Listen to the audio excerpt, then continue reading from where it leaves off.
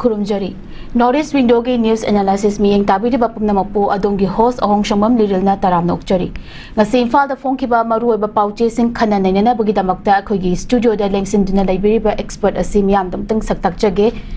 Mingoy na panjarabda Oja Haobijam Gitajen political activist Ojabu aham makka da akhoi Northeast Window ki studio ki maike di taram nokjari. Thakachai Oja ngasi analysis asi makha chathar poina ngasi poknafam gi ahanba headlines amtang lokhachage Lok Sabha na Manipur da President rule tha taruk sangdokpagi regulation ayaba pikre Manipur gi irang losinana ba hotnabagi mahutta matam lauduna lai haina opposition na maral sikre Chahi asigi February 12 dagi chatnarakhiba President rule tha taruk makhata na sangdoknabagi damak ngasi Lok Sabha da Union Minister of State for Home Oriba Nityananda Raina statutory regulation ama move tawkhibaga loinana house na khanaraba matungda approve tawkhre Oja sida lakchani bawafam se ekhoigi PR extend tawbasina khoi Manipur sida santi hanjalakpa ngamadra haiba gi waru ngamgadra haiba se haina hangjage Oja gi mot kitang thambiyo ahan maktada Northeast Window yengbiri ba Manipur ja kun ka kun uchari rena ngasi host biri ba Liril amadi wal staff ka kun uchari Liril ekoi ahan question du lakchadri ngai mamang da ngasi press papers ngi yaw bai tare ko ekoi ina ta ngasi jodum remind tok jeba amju amasung EGM gi magi adi wakat hai tare ko chumba puthwaning bagi magi headline am yawri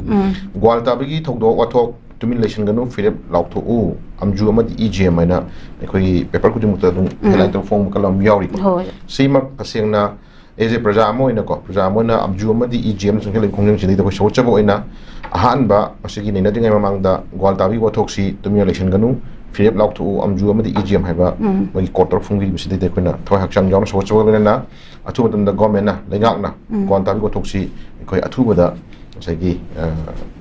adugumba sagi achumaran haitare ko kogi achumba haibo hoi du khoi lathopina na ba khoju abdugi da koi sochari ha phumja yam thamjage ado anga sangbiri ba question du da koina lakchira kan da hajisi khoi Manipur da kuki terrorist na sangjil lakpa khoi lan chahi ani mapung phar ga hele ko chahi ani ga thakra hele thakra henjale adon hajisi lan jil loirabra haba dumadi adum yam question mani ko ado tangai phadana sai area sida koina landi loitri lan loiden khoi lobu yari maramdi khoi hoi gamle ing tappa yana peaceful oi badugumba sagi leminer ma fruit singi marakta yam peaceful oi leba amma state amma leram badu madugi tarana bohna bada ngasi government yam chaw thodam di loduna kan hona biri yam ing tappa khara di nomai kapakta ba natraga na ngasagi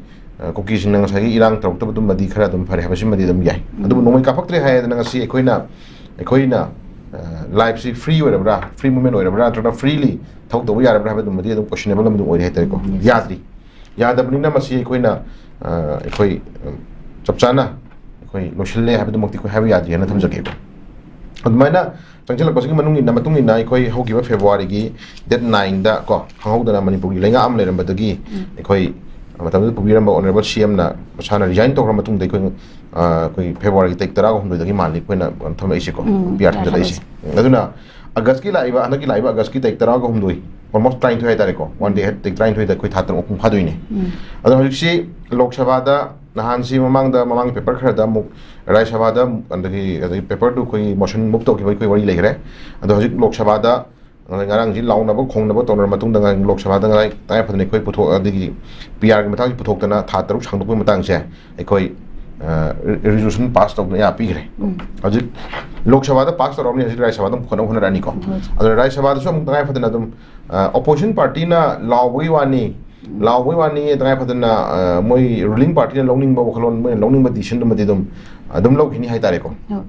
an hajik si ekoi na hajini ngai si hoi PR lei bagi kanaba adum lai ui tawdo PR lei bagi manung sida tawnari ba masa simade koi pen dum lai ko ai kanaba sudum lai kanaba haibasi da kanaba sina kai hai tare gadi ekoi mausha praja sing thenari ba awa ba si consequence adum awa ba thenari haibadu mani ko adagi amu ngasai gi PR lei matungda koin praja sing pami o hening mo potodi oi ribra habadu madi adum question amadum nei ko adu oi dri habasun lob yai maram di hojik lei pisan si tangai fadana ekoi lei ba both side ko community ani mukta committee amadi kuki sing marakta masi union home minister na adi community ni makta nusinda ba khana chaina thokpani na haibi gra matungda ko ꯂꯥꯛꯏꯕ ꯃꯤꯠꯌꯦꯡꯁꯤꯗ ꯁꯦꯡꯅ ꯍꯥꯏꯇꯥꯔꯒꯗꯤ ꯑꯗꯨꯝ bias ꯂꯩꯕ ꯃꯥꯟꯅꯕ ꯃꯑꯣꯡ ꯑꯗꯨꯝ ꯎꯔꯤ ꯍꯥꯏꯇꯥꯔꯦꯀꯣ ꯂꯥꯛꯏꯕ ꯁꯦꯟꯇꯔꯒꯤ ꯂꯩꯔꯤꯕ ꯆꯪꯁꯤꯜꯂꯛꯏꯕ ꯊꯧꯑꯣꯡ ꯊꯧꯗꯥ ꯃꯣꯏꯅ ꯄꯥꯏꯈꯠꯂꯛꯏꯕ ꯅꯤꯇꯤ ꯅꯤꯌꯣꯝ ꯃꯌꯥꯝꯁꯤꯡꯒꯤ ꯇꯁꯦꯡꯅ ꯑꯩꯈꯣꯏꯅ ꯑꯄꯦꯟꯕ ꯑꯣꯏꯔꯕ꯭ꯔꯥ ꯍꯥꯏꯕꯗꯨꯃꯗꯤ ꯑꯗꯨꯝ ꯀꯣꯏꯁꯟꯅꯦꯕꯜ ꯑꯗꯨꯝ ꯑꯣꯏꯔ ꯂꯩ ꯑꯗꯨꯅ ꯉꯔꯥꯡꯒꯤ ꯂꯣꯛ ꯁꯚꯥꯒꯤ ꯃꯤꯐꯝꯗ ꯑꯗꯨꯝ ꯎꯟꯈꯠꯅꯔꯦ ꯍꯥꯏꯅꯔꯦ ꯉꯥꯡꯅꯔꯦꯀꯣ ꯑꯗꯨ ꯉꯔꯥꯡꯒꯤ ꯑꯣꯄꯣꯖꯤꯁꯟꯅ ꯄꯨꯈꯠꯂꯛꯈꯤꯕ ꯋꯥꯐꯝꯁꯤ ꯀꯣ ꯄꯥꯎꯈꯨꯝ ꯄꯤꯔꯤꯁꯤꯅ ꯀꯅꯥꯅꯣ ꯍꯥꯏꯇꯥꯔꯒꯗꯤ ꯌꯨꯅꯤꯌꯟ ꯁ꯭ꯇꯦꯠ ꯃꯤꯅꯤꯁꯇꯔ ꯀꯣ ꯅꯤꯇ꯭ꯌꯥꯅꯟꯗ ꯔꯥꯏꯅ ꯀꯣ ꯅꯤꯇ꯭ꯌꯥꯅꯟꯗ ꯔꯥꯏꯅ ꯍꯥꯏꯔꯤꯁꯤ ꯇꯁꯦꯡꯅ ꯁ꯭ꯇꯦꯠ ꯑꯁꯤꯗ ꯄ꯭ꯔꯦꯁꯤꯗꯦꯟ ꯔꯨꯜ ꯊꯝꯕꯗꯒꯤ ꯏꯔꯥꯡꯁꯤ ꯏꯪ ꯇꯞꯄ ꯂꯥꯛꯑꯦ ꯀꯣ ꯁꯤꯗꯒꯤ ꯍꯦꯟꯅ ꯀꯔꯤ ꯈꯨꯗꯝ ꯆꯥꯡꯗꯝ ꯄꯤꯈꯣ ꯍꯥꯏꯔꯤꯕꯅꯣ ꯀꯥꯏꯅ ꯃꯥꯒꯤ ꯍꯥꯏꯕ ꯑꯗꯨꯒꯨꯝꯕ ꯄꯥꯎꯈꯨꯝ ꯈꯨꯠ ꯑꯗꯨꯝ ꯁꯤꯗ ꯄꯦꯄꯔꯗ ꯀꯣꯠ ꯇꯧꯔ ꯐꯣꯡꯉꯦ ꯀꯣ ꯑꯗꯨꯗꯤ ꯃꯤꯅꯤꯁꯇꯔ ꯅꯣꯔꯠ ꯏꯁꯀꯤ ꯑꯩꯈꯣꯏꯒꯤ ꯅꯣꯔꯠ ꯏꯁ ꯍꯥꯏꯇꯥꯔꯦꯀꯣ ꯃꯅꯤꯄꯨꯔꯗ ꯌꯨꯅꯤꯌꯟ ꯁ꯭ꯇꯦꯠ ꯃꯤꯅꯤꯁꯇꯔ ꯄꯥꯏꯔꯤꯕ ꯅꯤꯇ꯭ꯌꯥꯅꯟꯗ ꯔꯥꯏꯅ ꯉꯁꯥꯏꯒꯤ PR ꯂꯩꯕꯗꯒꯤ ꯇꯉꯥꯏꯐꯗꯅ ꯑꯩꯈꯣꯏ ꯊꯣꯛꯍꯟꯕ ꯊꯧꯗꯣꯛ ꯊꯣꯛꯄꯒꯤ ꯆꯥꯡ ꯍꯟꯊꯔꯦ ꯅꯠꯇ꯭ꯔꯒꯅ ꯄꯤꯁ ꯂꯥꯛꯑꯦ ꯅꯠꯇ꯭ꯔꯒꯅ ꯉꯁꯥꯏꯒꯤ ꯏꯪ ꯇꯞꯄ ꯂꯥꯛꯑꯦ ꯃꯁꯤꯗꯒꯤ ꯍꯦꯟꯅ ꯀꯔꯤ ꯈꯨꯗꯝ ꯆꯥꯡꯗꯝ ꯄꯤꯈꯣ ꯍꯥꯏꯔꯤꯅꯣ ꯍꯥꯏꯕ ꯋꯥꯍꯩꯁꯤ ꯍꯥꯏꯕ ꯇꯥꯔꯒꯗꯤ ꯍꯥꯏꯕ ꯑꯣꯏꯔꯒꯗꯤ ꯑꯩꯈꯣꯏꯅ ꯁꯥꯏ ꯑꯦꯔꯤꯌꯥꯗ ꯍꯥꯏꯖꯅꯤꯡꯉꯤꯁꯤ나 ꯀꯔꯝꯕ ꯃꯈꯜꯒꯤ ꯀꯣ ꯀꯔꯝꯕ ꯃꯈꯜꯒꯤ ꯄꯤꯁꯅꯣ ꯀꯔꯝꯕ ꯃꯈꯜꯒꯤ ꯅꯣꯔꯃꯦꯜꯁꯤꯅꯣ ꯍꯥꯏꯕꯗꯨꯃꯁꯨ ꯁꯥꯏꯗ ꯌꯥꯝꯅ ꯃꯁꯛ ꯈꯥꯏꯅ ꯍꯥꯏꯕ ꯑꯃ ꯆꯪꯉꯤ ꯍꯥꯏꯇꯥꯔꯦꯀꯣ ꯍꯥꯏꯗꯤ ꯄꯤꯁ ꯍꯥꯏꯕꯁꯤ ꯍꯣꯏ ꯅꯣꯡꯃꯩ ꯀꯥꯞꯄꯛꯇ꯭ꯔꯦ ꯍꯥꯏꯕꯗꯨꯔꯥ ꯅꯠꯇ꯭ꯔꯒꯅ ꯄꯤꯁ ꯍꯥꯏꯕꯁꯤ ꯇꯁꯦꯡꯅ ꯀꯨꯀꯤꯁꯤꯡꯅ ꯇꯥꯜꯂꯤꯕ ꯉꯁꯥꯏ ꯀꯨꯀꯤꯁꯤꯡꯅ ꯉꯁꯥꯏꯒꯤ ꯍꯤꯔꯝ ꯑꯃꯠꯇꯗ ꯉꯁꯥꯏꯒꯤ ꯏꯔꯥꯡ ꯁꯥꯒꯠꯂꯛꯇꯦ ꯍꯥꯏꯕꯗꯨꯔꯥ ꯅꯠꯇ꯭ꯔꯒꯅ ꯄꯤꯁ ꯍꯥꯏꯕꯁꯤ ꯀꯔꯝꯕ ꯃꯈꯜꯒꯤ ꯄꯤꯁꯅꯣ ꯍꯥꯏꯕꯗꯨ ꯑꯩꯈꯣꯏ ꯍꯪꯖꯅꯤꯡꯕ ꯂꯩꯌꯦꯕ ꯍꯧꯖꯤꯛꯐꯥꯎꯒꯤ ꯑꯣꯏꯅꯗꯤ ꯒꯣꯔꯃꯦꯟꯅ ꯗꯥꯏꯔꯦꯛꯁꯟ ꯐꯅ ꯄꯤꯔꯁꯨ ꯒꯣꯔꯃꯦꯟꯅ ꯉꯁꯥꯏꯒꯤ ꯊꯕꯛ ꯑꯣꯟꯊꯣꯛꯍꯟꯅꯤꯡꯕ ꯋꯥ ꯐꯅ ꯍꯥꯏꯔꯒꯁꯨ ꯉꯁꯤ ꯀꯨꯀꯤꯒꯤ ꯑꯗꯨꯒꯨꯝꯕ ꯃꯑꯣꯡ ꯃꯔꯤꯟ ꯇꯥꯗꯕ ꯃꯆꯠꯁꯤꯡꯁꯤꯅ ꯀꯩꯗꯧꯔꯦ ꯉꯁꯤ ꯐꯥꯎꯕꯗ ꯐ꯭ꯔꯤ ꯃꯨꯚꯃꯦꯟ ꯌꯥꯍꯟꯗ꯭ꯔꯤ ꯀꯣ ꯃꯅꯤꯡ ꯇꯧꯅ ꯑꯩꯈꯣꯏ ꯂꯧꯎ ꯁꯤꯡꯎꯕꯗ ꯍꯧꯖꯤꯛꯄꯨꯗꯤ ꯍꯥꯏ ꯁꯦꯀꯨꯔꯤꯇꯤ ꯑꯦꯂꯥꯔꯠ ꯄꯤꯔ ꯃꯇꯨꯡꯗ ꯑꯩꯈꯣꯏ ꯏꯀꯨꯏ ꯀꯨꯏꯗꯅ ꯂꯧꯃꯤ ꯑꯃ ꯃꯈꯨꯠꯇ ꯅꯣꯡꯃꯩꯅ ꯄꯥꯡꯉꯤꯕ ꯋꯥꯊꯣꯛ ꯑꯗꯨꯝ ꯊꯣꯛꯏꯀꯣ ꯗꯦꯟ ꯑꯃꯅ ꯂꯧ ꯎꯕ ꯆꯪꯉꯛꯄ ꯌꯥꯔꯣꯏꯅ ꯅꯥꯎꯔꯤ ꯀꯥꯞꯄꯒꯤ ꯋꯥꯊꯣꯛ ꯑꯗꯨꯝ ꯊꯣꯛꯏꯀꯣ ꯑꯗꯨꯕꯨ ꯗꯤꯁꯇ꯭ꯔꯤꯛ ꯑꯦꯗꯃꯤꯅꯤꯁꯇ꯭ꯔꯦꯁꯟꯒꯤ ꯃꯈꯥꯗ ꯂꯩꯔꯤꯕ ꯁꯦꯀꯨꯔꯤꯇꯤꯒꯤ ꯑꯣꯏꯕ ꯍꯥꯏ ꯂꯦꯚꯦꯜ ꯃꯤꯇꯤꯡ ꯊꯝꯕ ꯃꯇꯨꯡꯗ ꯑꯩꯈꯣꯏ ꯂꯧꯃꯤꯁꯤꯡꯁꯤꯒꯤ ꯑꯣꯏꯕ ꯑꯗꯨꯒꯨꯝꯕ ꯄ꯭ꯔꯣꯇꯦꯛꯁꯟ ꯍꯥꯏꯇꯥꯔꯦꯀꯣ ꯄꯤꯕ ꯌꯥꯅꯕꯒꯤꯗꯃꯛ ꯑꯩꯈꯣꯏ ꯍꯥꯏ ꯁꯦꯀꯨꯔꯤꯇꯤ ꯑꯦꯂꯥꯔꯠ ꯂꯥꯎꯊꯣꯛꯑ ꯃꯇꯨꯡꯗ ꯑꯩꯈꯣꯏ ꯂꯧꯃꯤꯁꯤꯡ ꯍꯧꯖꯤꯛ ꯃꯅꯤꯡ ꯃꯈꯥ ꯇꯝꯅ ꯂꯧ ꯎꯕꯒꯤ ꯃꯃꯤ ꯑꯃꯗꯤ ꯑꯩꯈꯣꯏ ꯎꯔꯦ ꯁꯤ ꯏꯟ ꯑꯗꯔ ꯁꯦꯟꯁ ꯑꯃꯔꯣꯝꯗ ꯌꯥꯝ ꯐꯩ ꯀꯣ ꯇꯧꯕꯇꯕꯨ ꯑꯗꯨ ꯎꯔꯤꯕ ꯄꯣꯠꯁꯛꯁꯤ ꯇꯁꯦꯡꯅ ꯍꯥꯏꯇꯥꯔꯒꯗꯤ ꯑꯩꯈꯣꯏꯅ ꯀꯨꯀꯤꯒꯤ ꯑꯗꯨꯒꯨꯝꯕ ꯂꯝꯍꯦꯟ ꯇꯨꯍꯦꯟꯕ ꯃꯆꯠ ꯅꯥꯏꯗꯕ ꯃꯑꯣꯡ ꯃꯇꯧꯁꯤꯗ ꯇꯉꯥꯏꯐꯗꯅ ꯃꯣꯏꯅ ꯅꯣꯡꯃꯩ ꯀꯥꯞꯄꯛꯑꯔꯣꯏ ꯅꯠꯇ꯭ꯔꯒꯅ ꯃꯣꯏꯅ ꯑꯀꯥꯏꯕ ꯇꯧꯔꯔꯣꯏ ꯍꯥꯏꯕꯗꯨꯃꯗꯤ ꯑꯩꯈꯣꯏ ꯆꯤꯡꯅꯗꯕ ꯉꯝꯗꯕ ꯄꯣꯠꯇꯤ ꯑꯗꯨꯝ ꯂꯩ ꯍꯥꯏꯇꯥꯔꯦꯀꯣ ꯑꯗꯨꯒꯨꯝꯕ ꯄꯣꯠꯇꯨꯗꯤ ꯑꯦꯁꯨꯔꯦꯟꯁꯇꯨꯗꯤ ꯀꯅꯥꯝꯇ ꯄꯤꯕ ꯉꯝꯗ꯭ꯔꯤꯕꯀꯣ ꯀꯨꯀꯤ ꯇꯦꯔꯣꯔꯤꯁꯁꯤꯡꯅ ꯀꯨꯀꯤ ꯂꯝꯍꯦꯟ ꯇꯨꯍꯦꯟꯕꯁꯤꯡꯗꯨꯅ ꯑꯩꯈꯣꯏ ꯂꯧ ꯎꯖꯔꯤꯕ ꯃꯤꯆꯝꯁꯤꯡꯗ ꯅꯣꯡꯃꯩ ꯀꯥꯞꯄꯛꯑꯔꯣꯏ ꯅꯠꯇ꯭ꯔꯒꯅ ꯑꯀꯥꯏꯕ ꯇꯧꯔꯛꯑꯔꯣꯏ ꯅꯠꯇ꯭ꯔꯒꯅ ꯃꯩꯇꯩꯁꯤꯡꯅ ꯆꯠꯊꯣꯛ ꯆꯠꯁꯤꯟ ꯇꯧꯕ ꯃꯇꯝꯗ ꯍꯥꯏ ꯅꯦꯁꯅꯦꯜ ꯍꯥꯏꯋꯦ ꯆꯠꯊꯣꯛ ꯆꯠꯁꯤꯟ ꯇꯧꯕ ꯃꯇꯝꯗ ꯑꯩꯈꯣꯏ ꯑꯀꯥꯏꯕ ꯂꯩꯔꯔꯣꯏ ꯍꯥꯏꯕ ꯋꯥꯍꯩꯁꯤꯃꯗꯤ ꯂꯩꯔꯤꯕ ꯒꯣꯔꯃꯦꯟꯒꯤ ꯂꯩꯔꯤꯕ ꯇꯣꯞ ꯂꯤꯗꯔꯁꯤꯡꯅ ꯉꯁꯤ ꯐꯥꯎꯕꯗ ꯑꯩꯈꯣꯏ ꯑꯗꯨꯒꯤ ꯊꯥꯖꯕꯗꯨꯃꯗꯤ ꯄ꯭ꯔꯖꯥꯗ ꯄꯤꯕ ꯉꯝꯗ꯭ꯔꯤꯕꯀꯣ ꯑꯗꯨ ꯉꯁꯥꯏ ꯑꯦꯔꯤꯌꯥꯁꯤ ꯑꯩꯈꯣꯏ ꯍꯥꯏꯖꯅꯤꯡꯉꯤꯁꯤꯅ ꯌꯨꯅꯤꯌꯟ ꯁ꯭ꯇꯦꯠ ꯃꯤꯅꯤꯁꯇꯔ ꯄꯥꯏꯕꯤꯔꯤꯕ ꯅꯤꯇ꯭ꯌꯥꯅꯟꯗ ꯔꯥꯏꯅ ꯈꯨꯝꯃꯤꯕ ꯄꯥꯎꯈꯨꯝꯗꯣ ꯑꯗꯨꯅ ꯃꯣꯏꯒꯤ ꯇꯣꯉꯥꯟꯕ ꯑꯣꯄꯣꯖꯤꯁꯟ ꯑꯃꯗꯤ ꯔꯨꯂꯤꯡ ꯑꯅꯤꯒꯤ ꯄꯥꯎꯈꯨꯝꯒꯤ ꯃꯔꯛꯀꯤ ꯑꯣꯏꯕ ꯄꯥꯎꯈꯨꯝꯅꯦꯕꯀꯣ ꯑꯗꯣ ꯄ꯭ꯔꯖꯥ ꯑꯃ ꯑꯩꯈꯣꯏꯅ ꯍꯪꯖꯅꯤꯡꯉꯤꯗꯅ ꯍꯥꯏꯖꯅꯤꯡꯉꯤꯗꯅ ꯉꯁꯥꯏꯒꯤ ꯍꯣꯏ ꯑꯣꯄꯣꯖꯤꯁꯟ ꯄꯥꯔꯇꯤꯅ ꯍꯪꯉꯛꯄ ꯀꯣꯏꯁꯟ ꯃꯌꯥꯝꯒꯤ ꯃꯅꯨꯡꯗ ꯉꯁꯥꯏꯒꯤ ꯃꯣꯏꯁꯨ ꯃꯣꯏꯒꯤ PRꯒꯤ ꯃꯊꯧ ꯇꯧꯐꯝꯗꯕꯨ ꯇꯧꯔꯤ ꯍꯥꯏꯕꯒꯤ ꯑꯩꯈꯣꯏ ꯈꯨꯝꯐꯝ ꯊꯣꯛꯄꯗꯨꯅ ꯑꯗꯨꯅ ꯑꯃꯅꯤ ꯑꯗꯨꯒ ꯗꯦꯟ ꯄ꯭ꯔꯖꯥ ꯑꯃ ꯑꯣꯏꯅ ꯍꯧꯖꯤꯛ ꯐꯥꯎꯕꯗ ꯑꯩꯈꯣꯏꯅ ꯋꯥꯔꯒ ꯂꯩꯔꯤꯕ ꯍꯤꯡꯉꯤ ꯄꯨꯟꯁꯤ ꯃꯍꯤꯡꯁꯦ ꯇꯁꯦꯡꯅ ꯍꯥꯏꯇꯥꯔꯒꯗꯤ ꯃꯁꯦ ꯇꯁꯦꯡꯅ ꯏꯪ ꯇꯞꯅ ꯅꯨꯡꯉꯥꯏ ꯌꯥꯏꯐꯅ ꯅꯠꯇ꯭ꯔꯒꯅ ꯌꯥꯝꯅ ꯉꯁꯥꯏꯒꯤ ꯃꯃꯣꯟ ꯅꯣꯛꯅ ꯀꯣ ꯑꯗꯒꯤ ꯅꯣꯔꯃꯦꯜꯂꯤ ꯍꯤꯡꯕꯒꯤ ꯂꯥꯏꯐ ꯑꯃꯗꯤ ꯏꯆꯝ ꯆꯝꯅ ꯑꯗꯨꯝ ꯍꯤꯡꯕ ꯌꯥꯕꯒꯤ ꯂꯝꯕꯤ ꯑꯃ ꯑꯣꯏꯔꯕ꯭ꯔꯥ ꯍꯥꯏꯕꯗꯨꯃꯗꯤ ꯑꯩꯈꯣꯏ ꯄ꯭ꯔꯖꯥ ꯑꯃ ꯑꯣꯏꯅ ꯃꯗꯨꯗꯤ ꯑꯩꯈꯣই ꯌꯧꯁꯤꯟꯕ ꯉꯝꯗ꯭ꯔꯤꯕ ꯑꯗꯨꯝ ꯂꯩꯔꯤꯕ ꯐꯤꯕꯝꯁꯤ ꯃꯇꯥꯡꯗ opposition amadi ruling ki moi masengi aga political platform ki ngasagi ngangna ba hunna ba haina ba moi masengi ngasagi apen benda mayam ngatangi political mileage no honna ba ki ba niyom da chathan ba landuna prajajna thieng nangiba chaitheng prajajna thenariba awaba simadi taseng namasi kanana ubiri ge haba simadi koi question ma hangjage ba ko ana hajile FMC taseng na PR leiraga khara fagadra na khalamba prajajing ki thajabaduma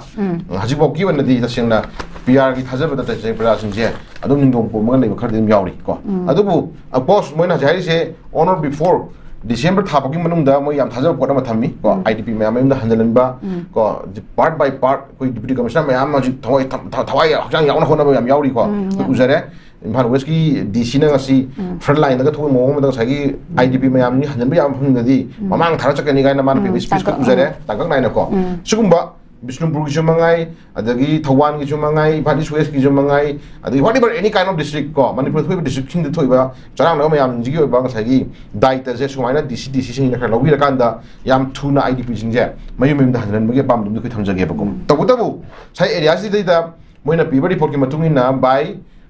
Chuchampur nata more de lakwa IDP sing jidi matam khar changa dogni na haina moina sai da matam fix taw da poram khoi u hi ba ko ai tar ga sai area da maru oina so idi moi ne ba ko maru oina awawa nangi di Chuchampur amadi more ko den amana periphery area da yam hardly sopo jaga khar yauri ko adugumba adagi khudamana kangpokpi ko kangpokpi gi district ki manungda leramba maite gi paja chinau mayam jing Churachandpur district ki manungda leramba maite gi paja chinau mayam jing more gi tenopor gi manungda leramba paja chinau mayam gi awa ba je si hana priority pi change ko moi sing ji khoina sangdana sum thambi ma khai tasengna kuina matam khar kuina changhal lakanda maite ju wahan ba ko kuki ju wahan ba wa wa kan last koi khana jaroi tong jaroi ha ba ga sagi stage amal lakpa mami du ngai ba mami du di khu yaroi ba ko adu hajik lai khu lai ba so khu hajani ngidana haure ba issue ji matang da nungsinana ba yan peaceful ba pora ma khona ba thau tai but kanana karamna kamdau na horok khibna ba so ko ma du justice photo ba yaroi ba ko baduna manipur thoi irang ji na thoi irang ji matang da chap chaba du gumba miyam gi apamba ko es pa logi matung ina chap chaba ma du justice ma ko puthon ba gi apamba du thamjari ba ko aduna lai ba issue ji matang da 3rd May 2023 horokhiba irangsi kamaina horokhibano kaidawai horokhibano hajimana different mayam pi mayam jimungda high court ki order amagi matungina adugumba yamna nungai thokibani haire adudi high court na pirakpa directive amagi order du madu challenge to gaita ragadi as par logi matungina thoiba order du matungina order du da kari appellate authority kana karamba high level to karamba appellate authority da chala complaint to goda kari haga da habaji hagi lady kuki gi lady dugumba ai asing ni mayam je madu khangi da ko question ninge bako aduna issue ma paper ma da base tawga issue ma order ma thola kare hayadna order du gi behalf da order du gi basis da ko mi gi mayu mai thado ka dawni mi hat ka dawni habaje masi kana yage ma loda ko aja gadi madu da mi hat pa chenari ba hana first beginning harkuma tam na mi hat pa chenari ba mi gi mayu mai thari ba then kang bai ta na chikela kan torkre ba issue me am da makuta sophisticated no ya phawa ka da lakhi ko musing je moi je intention na mane ba ko ta seng na tawrage haina han da pre plan tawle ba dugumba planning amag lena na chak pa dugumba intention amag lena ko ta seng na mi crime to matam na crime ma khan ani legani ko pen khangja matam da intention haiba maga adu posa ma defend to khona matam da shui gi haiba maga ko adu di adu gi as par logi matung na mato hearing chathana matung da hearing du matung na la ka do magi legal point of view me am indu magi lawyers ni per ka do magi supporting document magi lai posa posa matam yam du ko le yeng matung da adu di defend to kuna kana no then intention kana no du ka do por bane ko adu intentionally that method me 2023 gi adugumba intentionally oba thoma tangai fadana koina sagi high court ki directive order amagi matungina tawgi bani gaina ngasi top leader center da leibadu gumba leaders na ngasi ngang khoda tori je koina hajani adu taragadi adugumba directive ama ko hajik adugena sathiba case mayam ko thena lai ko adugena sathiba case mayam thena lai sorry thena ba case mayam je adugumba court na ko court ai ngasi lady ba dugumba ngasagi law ai ngasi lady je kana gumba mioi amata da chawgera sangera pikkera ngasagi lady ba MLA ogera minister ogera prime minister ogera CM ogera governor ogera whatever any kind of any civilian ko grassroots ge horaga chamban law man mi madi horaga top the leader adogi level magi mi singje kana na bound to ge have logi thata kana mi de lekte ko lo na noina konjera leiba ngatani logi manung da loina lehma ngatani aduna acho sang gera mo gera lo kai na thok to mi sing di logi ba dum action lo kana ba je asi lo di yana report man le report man ne aduna lo na piba directive am khak ko lo na yenga ga dugumba lo na piba directive am gi manung du de yaw report am khak lo na piba directive to madu challenge to ge na legally to ge ni haidraga lo na piba directive matungina madu de ko yar roi na horoi oi horoi roi na tragana koina hana sini plan ya roi di sina maram ta horoji na sagi mar mo ma da sagi mayum mai thaba mayum thugai ba nume phaw pa AK46 57 pa laga AK47 AK56 pa laga kangbai ta na laga na si mi hat pa lakhi mo yam jiu masibu lo na ya haidur pa ba ai ko hajin yaduna lai ba issue me am ko na yenga kanda ai ko na yeng mi yari si ai ko president rule thami si manipur president thong ji du mayam hindu yenga lakhre lenga ama leirame ko lenga to wa to me ko lenga to pibi abo order piram me lenga to tabi abo che tarame adugi lenga to piram ba directive order mayam hairam mayam thola iba crime mayam gi horok phom oidi bori mayam indo si ta hobo mayam ku mang biya roi ba ko adugu mo si ta taraga leram le hori ba lenga ama leiring ai da leibiram ba adugumba ngasai council minister sing MLA sing magi governance na ngasai lor mo wore mayam indo si ta taraga leram mayam khudam na se shu e broke ta ko to ngai bo hi je ta sing na madu center na madu izat nga oidri bra pramani ko then manipur horki irang ji illegal immigrant mayam adagi tangai phadana ngasagi foreigner mayam adagi then la na illegal immigrant mayam salak ba ko forest area da tawri crime mayam adagi popi thajali mayam moina point khra pi dina mayam ma ꯑꯁꯤꯒꯨꯝꯕ ꯃꯌꯥꯝꯁꯤꯅ ꯃꯔꯝ ꯑꯣꯏꯔꯀꯥꯟꯗ ꯃꯅꯤꯄꯨꯔꯗ ꯈꯪꯍꯧꯗꯕ ꯑꯗꯨꯒꯨꯝꯕ ꯏꯔꯥꯡ ꯑꯃ ꯈꯨꯠꯁꯦꯝꯒꯤ ꯏꯔꯥꯡ ꯊꯣꯛꯂꯛꯈꯤꯕꯅꯦꯕꯁꯦ ꯏꯔꯥꯡ ꯊꯣꯛꯂꯛ ꯑꯗꯨꯒꯨꯝꯕ ꯄꯜꯂꯒ ꯒꯣꯔꯃꯦꯟꯒꯤ ꯑꯣꯏꯕ ꯗꯣꯀꯨꯃꯦꯟꯠꯁ ꯃꯥꯡꯂꯒ ꯃꯌꯥꯝ ꯂꯩꯈ꯭ꯔꯕꯅꯦꯕꯀꯣ ꯑꯗꯨꯒꯨꯝꯕ ꯃꯌꯥꯝꯁꯤꯡꯗꯨꯅ ꯃꯔꯝ ꯑꯣꯏꯔꯀꯥꯟꯗ ꯑꯩꯈꯣꯏ ꯈꯪꯍꯧꯗꯕ ꯑꯗꯨꯒꯨꯝꯕ ꯀꯔꯤ ꯍꯥꯏꯅꯤ ꯍꯣꯏ ꯇꯧꯕꯒꯤꯕꯨꯗꯤ ꯄꯣꯂꯤꯇꯤꯀꯦꯜ ꯄꯥꯔꯇꯤ ꯑꯃ ꯑꯣꯏꯅ ꯄꯣꯂꯤꯇꯤꯀꯦꯜ ꯄꯥꯔꯇꯤ ꯑꯃ ꯑꯣꯏꯅ MLA ꯑꯃ ꯑꯣꯏꯅ ꯚꯣꯠ ꯀꯥꯔ ꯂꯩꯕꯤꯔꯤꯕꯅꯤꯅ MLAꯁꯤꯡꯗꯨꯅ ꯂꯤꯔꯤꯜ ꯁꯥꯏꯒꯤ ꯑꯦꯔꯤꯌꯥꯁꯤꯗ ꯃꯣꯏꯅ ꯇꯧꯕ ꯅꯨꯡꯉꯥꯏꯇꯕ ꯀꯣ ꯇꯧꯕ ꯌꯥꯔꯣꯏꯗꯕ ꯈꯔ ꯍꯦꯟꯅ ꯇꯧꯅꯤꯡꯕ ꯂꯩꯔꯒꯁꯨ ꯉꯁꯥꯏꯒꯤ ꯔꯥꯖꯅꯤꯇꯤꯒꯤ ꯃꯤꯠꯌꯦꯡꯗ ꯑꯩꯈꯣꯏꯅ ꯇꯧꯔꯨꯔꯒꯗꯤ ꯑꯩꯈꯣꯏ ꯐꯖꯗꯕ ꯑꯣꯏꯔꯛꯄ ꯌꯥꯏ ꯅꯠꯇ꯭ꯔꯒꯅ ꯍꯌꯦꯡ ꯑꯩꯈꯣꯏ ꯇꯨꯡꯗ ꯚꯣꯠ ꯀꯥꯗꯕ ꯌꯥꯏ ꯈꯟꯕ ꯑꯗꯨꯒꯨꯝꯕ ꯃꯣꯏꯒꯤ ꯇꯣꯉꯥꯟꯕ ꯁꯤꯁꯇꯦꯝ ꯑꯃ ꯂꯩꯔꯝꯒꯅꯤꯀꯣ ꯑꯗꯨꯒꯨꯝꯕ ꯃꯌꯥꯝꯗꯨ ꯎꯔꯛꯑꯀꯥꯟꯗ ꯃꯁꯤꯗꯤ PR ꯊꯝꯖꯤꯜꯂꯒ PR ꯑꯣꯏꯅ ꯂꯩꯈꯥꯏꯔꯀꯥꯟꯗ PR ꯑꯣꯏꯅ ꯇꯧꯖꯔꯁꯅꯨ ꯑꯩꯈꯣꯏ ꯌꯥꯎꯁꯜꯂꯨꯔꯗꯤ ꯐꯖꯔꯣꯏ ꯈꯟꯕ ꯑꯗꯨꯒꯨꯝꯕ ꯃꯣꯏꯒꯤ ꯑꯣꯏꯕ ꯑꯗꯨꯝ ꯄ꯭ꯂꯥꯅꯤꯡ ꯂꯩꯔꯝꯕꯁꯨ ꯌꯥꯏꯀꯣ ꯉꯁꯥꯏꯒꯤ ꯑꯦꯔꯤꯌꯥꯁꯤꯗ ꯉꯁꯥꯏꯒꯤ ꯁꯤꯁꯇꯦꯝꯗ ꯀꯣꯂꯥꯞꯁ ꯑꯣꯏꯔꯛꯄ ꯅꯠꯇ꯭ꯔꯒꯅ ꯋꯥꯔꯤꯕꯔ ꯑꯩꯈꯣꯏ ꯁꯔꯀꯥꯔ ꯄꯨꯕ ꯉꯝꯕ ꯉꯝꯗꯕ ꯃꯌꯥꯝ ꯃꯥꯒꯤ ꯗꯤꯐ꯭ꯔꯦꯟ ꯑꯣꯄꯤꯅꯤꯌꯟ ꯃꯌꯥꯝ ꯍꯥꯏꯅꯔꯤ ꯑꯗꯣ ꯑꯩꯒꯤ ꯑꯣꯄꯤꯅꯤꯌꯟꯒꯤ ꯑꯣꯏꯅ ꯑꯩꯅ ꯌꯦꯡꯖꯧ ꯑꯩꯅ ꯄꯣꯂꯤꯇꯤꯀꯦꯜꯂꯤ ꯑꯩꯅ ꯌꯦꯡꯖꯕ ꯌꯥꯕ ꯑꯣꯕꯖꯥꯔꯕꯦꯁꯟ ꯑꯃ ꯍꯥꯏꯇꯥꯔꯒꯗꯤ ꯇꯁꯦꯡꯅ PR ꯊꯝꯃꯤꯁꯤꯗꯤ ꯇꯁꯦꯡꯅ ꯃꯁꯦ ꯁꯔꯀꯥꯔ ꯆꯂꯥꯏꯕ ꯉꯝꯗꯕ ꯅꯠꯇ꯭ꯔꯒꯅ ꯁꯔꯀꯥꯔ ꯃꯅꯨꯡꯒꯤ ꯇꯉꯥꯏ ꯐꯗꯅ ꯃꯣꯏꯗ ꯃꯦꯖꯣꯔꯤꯇꯤ ꯑꯣꯏ ꯐꯪꯗꯕ ꯈꯣꯠꯇꯕꯒꯤ ꯋꯥ ꯅꯠꯇꯦ ꯀꯣ ꯇꯧꯔꯤꯕ ꯏꯁꯨꯁꯤ ꯇꯁꯦꯡꯅ ꯄꯣꯂꯤꯇꯤꯀꯦꯜꯂꯤ ꯀꯅꯥꯒꯨꯝꯕ ꯈꯔꯅ ꯇꯧꯕ ꯅꯨꯡꯉꯥꯏꯕ ꯀꯣ ꯈꯨꯠ ꯁꯤꯟꯕ ꯌꯥꯕ ꯌꯥꯗꯕ ꯃꯌꯥꯝ ꯌꯥꯎꯁꯤꯟꯅꯔꯛꯄꯗꯨ ꯇꯉꯥꯏ ꯐꯗꯅ ꯃꯗꯨ ꯃꯣꯏꯅ ꯇꯧ ꯇꯥꯔꯒꯗꯤ ꯅꯨꯡꯁꯤꯗꯕ ꯍꯦꯟꯒꯠꯂꯛꯑꯅꯤ ꯗꯦꯟ ꯑꯃꯅ ꯃꯣꯏ ꯇꯧ ꯇꯥꯔꯒꯗꯤ ꯄꯦꯟꯗꯕ ꯍꯦꯟꯒꯠꯂꯛꯑꯅꯤ ꯑꯗꯨꯅ ꯃꯁꯤ PR ꯑꯣꯏꯅ ꯏꯟꯖꯟꯈ꯭ꯔꯀꯥꯟꯗ PR ꯑꯣꯏꯅ ꯃꯗꯨ ꯑꯩꯈꯣꯏꯗꯤ ꯉꯝꯗ꯭ꯔꯦ ꯑꯩꯈꯣꯏꯗꯤꯉꯁꯥꯏ ꯍꯦꯡ ꯑꯣꯏꯔꯦ PR ꯂꯩꯁꯤꯟꯈ꯭ꯔꯕꯅꯤꯅ ꯑꯩꯈꯣꯏ ꯎꯄꯥꯏ ꯂꯩꯇ꯭ꯔꯦ ꯀꯥꯏꯅ ꯃꯣꯏ ꯃꯁꯤꯒꯤ ꯅꯨꯡꯁꯤꯅꯗꯕ ꯃꯃꯤ ꯑꯃ ꯃꯥꯟꯍꯜꯂꯀꯥꯟꯗ ꯀꯔꯤ ꯍꯥꯏꯅꯤ ꯂꯩꯕꯥꯛ ꯑꯃ ꯉꯁꯥꯏꯒꯤ ꯄꯣꯂꯤꯇꯤꯀꯦꯜ ꯄꯥꯔꯇꯤ ꯑꯃꯒꯤ ꯇꯉꯥꯏ ꯐꯗꯅ BJP ꯑꯣꯏꯔꯣ ꯀꯪꯒ꯭ꯔꯦꯁ ꯑꯣꯏꯔꯣ ꯑꯦꯅꯤ ꯀꯥꯏꯟ ꯑꯣꯐ JDU ꯑꯣꯏꯔꯣ ꯑꯦꯅꯤ ꯀꯥꯏꯟ ꯑꯣꯐ ꯄꯣꯂꯤꯇꯤꯀꯦꯜ ꯄꯥꯔꯇꯤ ꯑꯃꯅ ꯂꯩꯕꯥꯛ ꯑꯃ ꯐꯖꯅ ꯁꯦꯝꯕ ꯍꯥꯏꯁꯦ ꯃꯤ ꯇꯥꯟꯅꯔꯤꯅꯤꯗꯅ ꯄ꯭ꯔꯃꯥꯅꯤꯀꯣ ꯃꯦꯖꯣꯔꯤꯇꯤ ꯐꯪꯅ ꯍꯣꯠꯅꯕ सरकार नमन सेम होनबा देन अमन ngसाई मेजॉरिटी फंगद्रे हारबाबुदा एलायंस होइना ngसाई अतो पॉलिटिकल पार्टी सिंग पुजन रकांदा नमदना अचोबा बिग पार्टी सिंग जिगी ओबा मगी लेंगा आम लेना होना जबाई जी दिसी लो देउ जो गरंदा पॉलिटिकली लेजो पोट मने बको अदु मेजॉरिटी फंगना मेजॉरिटी लेना लीडरशिप क्राइसिस की नमादा ngसाई सरकार लेहंदना PR थमन माइ सिसु पुसिजु मनुंग दैदन इना लेदि बको अदुना लेदिबे इशू जे कोन एंजे मतमदा लिरिन तसेंगना PR लेदि पुसकसे येंजी लेट्स सी को हजिक था अगस्त की तांग तरागा निथोय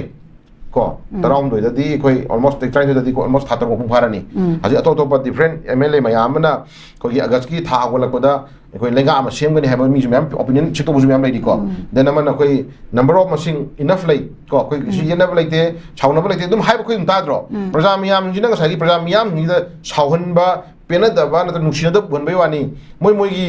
पार्टी ऑफिस फमीनगा चा थमिनरे अदेन मोय मयाम पुलगा मीटिंग तवरे हाइन दम पेपर थोंगु दुम इदना प्रमाणी अदन ताकपदी मोय मसे छाउनब लैते बको छाउनब लैते मोय मसेनी ड्रामा अमगी मनुंगदा PR लेहलगांदा मोय मसेनी ओइबा पॉलिटिकल माइलेज लंगनबगी मम्मी म ताबसु हाइदंग मोय प्रमाणी प्रजासना उरी बसक तचना दे प्रजा हाइ कनानो छै एदा दे हाइजनी इदना प्रजा हाइ कनानो प्रजा हाइसी अखोई लै खुदिमकसे वोट कारिब कांगबु सिंगसे मोयना प्रजा मयाम मोसला काजगी कंगमतनी को प्रजा हाइना कनानो हाइ तारगदी वोट कारिब कांगबु माइ केंद्रदगी high खुदम Moyna केंद्रदगी काराइब कांगबु सिंगसे maximum percentage high तारे प्रमाणी को से खुदम मोयना से लेहरियो वोटर सिंगसे वोट काबी खुदिमकसी मोगी प्रजा गतनेबको अदना मोय मसेंगी मरक्ता ngसाई प्रजा सिंगसिदा लाइबे इथिन नुसिनदबगिनी मोय अदु तोबई दा तोबई हाइ लैजे सिकनाना हाइ लैनो सिजु लेबे MLA सिंगदुना पीबे इथिन बदुंगिना प्रजा सिंग हाइ लैनेबको MLA सिंगजिना प्रजा नुसा थिबिगनु अखोय साउनबा लैते अखोय पेनदबा लैते अखोय केदौसी कन खनरी सुम लेरे अखोय सरकार सेमदबा यारोय सरकार सेम होनगनी सेम जगदी अखोय तोकनी हाइबा गंबा अदुगुंबगी गट्स लेबे MLA दुसोसी वा हाइबु उदिको अदुना मोय मसेनजी इमान मानबा प्रजा देन अमन हजु मोय मसेन नुसिनद्रे ना हाइबु सकसे अखोयना हाइबा नतेबा अखोयना हाइबा नतेबा से मोय मसेन की डिसयूनिटी होइबा वा हाइबा गमक्तबा सरकार सेमनी फगेरा फरोइरा खोय अमन बोय सेमनी प्रजा की खल तौरनी हाइबसे हाइबा गमक्तबा को मोय मसेन सुम करानी चिंघाइनबा नुसिनदबा मोय मसेन अमग हुन्नबा मानो मोंगदुना प्रजा नदुगी होइबा पोतु येंग हाइरपै वानेबको अदा अमुसुम के प्रजा मांगदा मोय नमखोय नुसिनदबा लैते खोय चा थमिनरी हाइबदुनदी याररोय पोतुको अन लैरि पोसक से मोय मसेन की ड्रामादा प्रजा सिंजे सुम मनिंग मांग चिमे थबदुगी तौनरगुम से पोतुनि लिनदुना जि फिल्म जे मसा हंगबी क्वेश्चन दुदा अखोय पॉइंट लाक्चरकांदा PR थमकांदा अखोय तसेंना लैबे इशू लोसिन मंगमद्रा हाइबदुमा मदु क्वेश्चन दु तसेंना कोन हाइजनिंगसी तसेंना चुम्बा लानबा हाइबा दिदुदि खोय भोतब यारोयबको देन मना मी चनीगा यंखै हेना सिराबा मी यंखै मया दासि मांग लैरिबा आउट ऑफ 60-70% हेना ngसाई IDP ओना ngasi लैरबा लांजन लेबा सिगी ओइबा जस्टिस अमदि खोय भोतब यारोयबको अदुना अचुमरा थोनो होना मतमदा खोय ngasi लैबे PR जो हाइजनिंगसे PR ना nakan ni nungmai karo dana ba natragana khoi kari haini phuru dana ba thingam badudi to an wari mani aduga PR na di madugi justice putu oi adu di heng lenga amla tawjino hai taraga di adu PR le mathuk ta de bako koina pamjari si whatever horkhibi issue matang da sab sa madugi oba decision ma putu oga thami budone mya khoi pamjari si ko aduna IDP sing mai mai da halna khona ba then amana ngai kari haini se khudong thibu thui ba periphery area da le ko musing jing nunang le ba kuki terrorist na amona no me kapa kadra adi kapo idra amona idang ta ko bi bi paina bali puchak sia si kon bi ba ko prajas ngi ta ka freely mogi life si amona no me kapa ro ye ko amona to ro ye masi kar ma thaja ba gomen pi ga do ba then amana ngasi ai khoina ngasi ba ko free movement ya handna thami puchak sia ta sing si ba ko du su ai khoi makata na free movement tawro ko tawro as soon as possible tawro makata ba gi dai ta ko gomen logoni madu free movement to ba tam da thing ko mi sing do ai logi ma tumi nai khoi da moida chap chap ek pala kan khoi phani pun ni hai tar ga di praja su satisfy war pu ya ko adu amta hai da sum le kan da sai yana ba yana chap na di PR le bi won thok sia ai khoi sai area si da sai ka ni PR hai ba si ta sing na chap chap na moida or power sin na ba ni ko ga chen direct center na tahunning ba center na tagu thok thok mu moida pura ai khoi ek ta tahun la ba ni ko tar ga di lady ba governors na ta sing na athu matam da free movement bo jenu athu matam da praja sin lakta na le myam ja madugi langtak na ba le heli power le ba free movement ya handu kamu sing mathak ta chap chana logi ba sila khola kan da kai ni ai shanti purna khona ga ne ko aduna to da sai sum matam chinga sum pur chana bona du di praja sing ngi khoi manipur da khamthina wari je ta sing na highway free movement ya ta na mo kan da ai driver oi da na tra ga sagi business to da na ai ato company ma sama ama port transit to da hingjiram ba masi driver or ma ya oi pusi di ka dawre totally sai ya ji mangai ne ko maximum percentage mangai ne da more chelam ba more da business to le jiram ba prajama yam gi awa ba ko more da gi up and down in pan up down star kan da sai hingam mi family me am gi pusi ma hingjanga si IDP sing wari ba awa ba sinatana adugum ba business to hingjira ma ya gi awa ba su um sang he tare ko totally me loin ka thama kan ngasi ka rai ni ai peace for ne habadun di khoi sai da pm leite bo duna ngasi gi library ba PRs na ngasi gi library ba PRs na ko hajin ning ji ta sing na sapchana ko chumaran adagi den sapchana prajin na thenari ba dugum ba ngasi hindrance adi anxiety okhan nuai ta nung na ba adagi okhan pakhat pa me yar sing ja sapchana masigi ba so ko na bi da mukta masigi PR shimi ga do ne ko only thing no me kapal lepa then only thing kare hani wa launa ba nori ka na ba lepa adu ki pota ko na ngasi tahundra kan da peace for habduna di sai area de ne ko da pen da ba lai aduna sapchana peace ama porno hona matam da ngasi peace thugai ko mu jingja mo thon sudan lo islo khapa thong tari hai tari ko adu lai phim je ko ko yum changi le du ne ko na PR le ra fagada khan ba je PR le ra fagada ko chaksima gi thaja ba je ngasi PR le ngak sina praja sin da pihaning ge pam do sai tham jagi amro nami wa ja oja ma thangi se ko gi mitai bu ST da hanjina na ba union minister da takshin kre RPI gi Maheshwar Thonau jamna laipak asigi tribal affairs ki union minister Jewel Oram ga ngasi New Delhi da unaduna mitai bu amuk hana scheduled tribe status ta hanjan biu haina takshin kre hari oza se lakchen ba fam DSTG restore to biu hai bane ba ko ja haina pishan ki ba memorandum sina kadai phau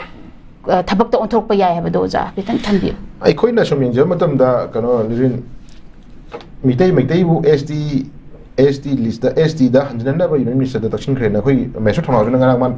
press briefing am da ujama tam da ai khoi di no na ST na traga na ngasagi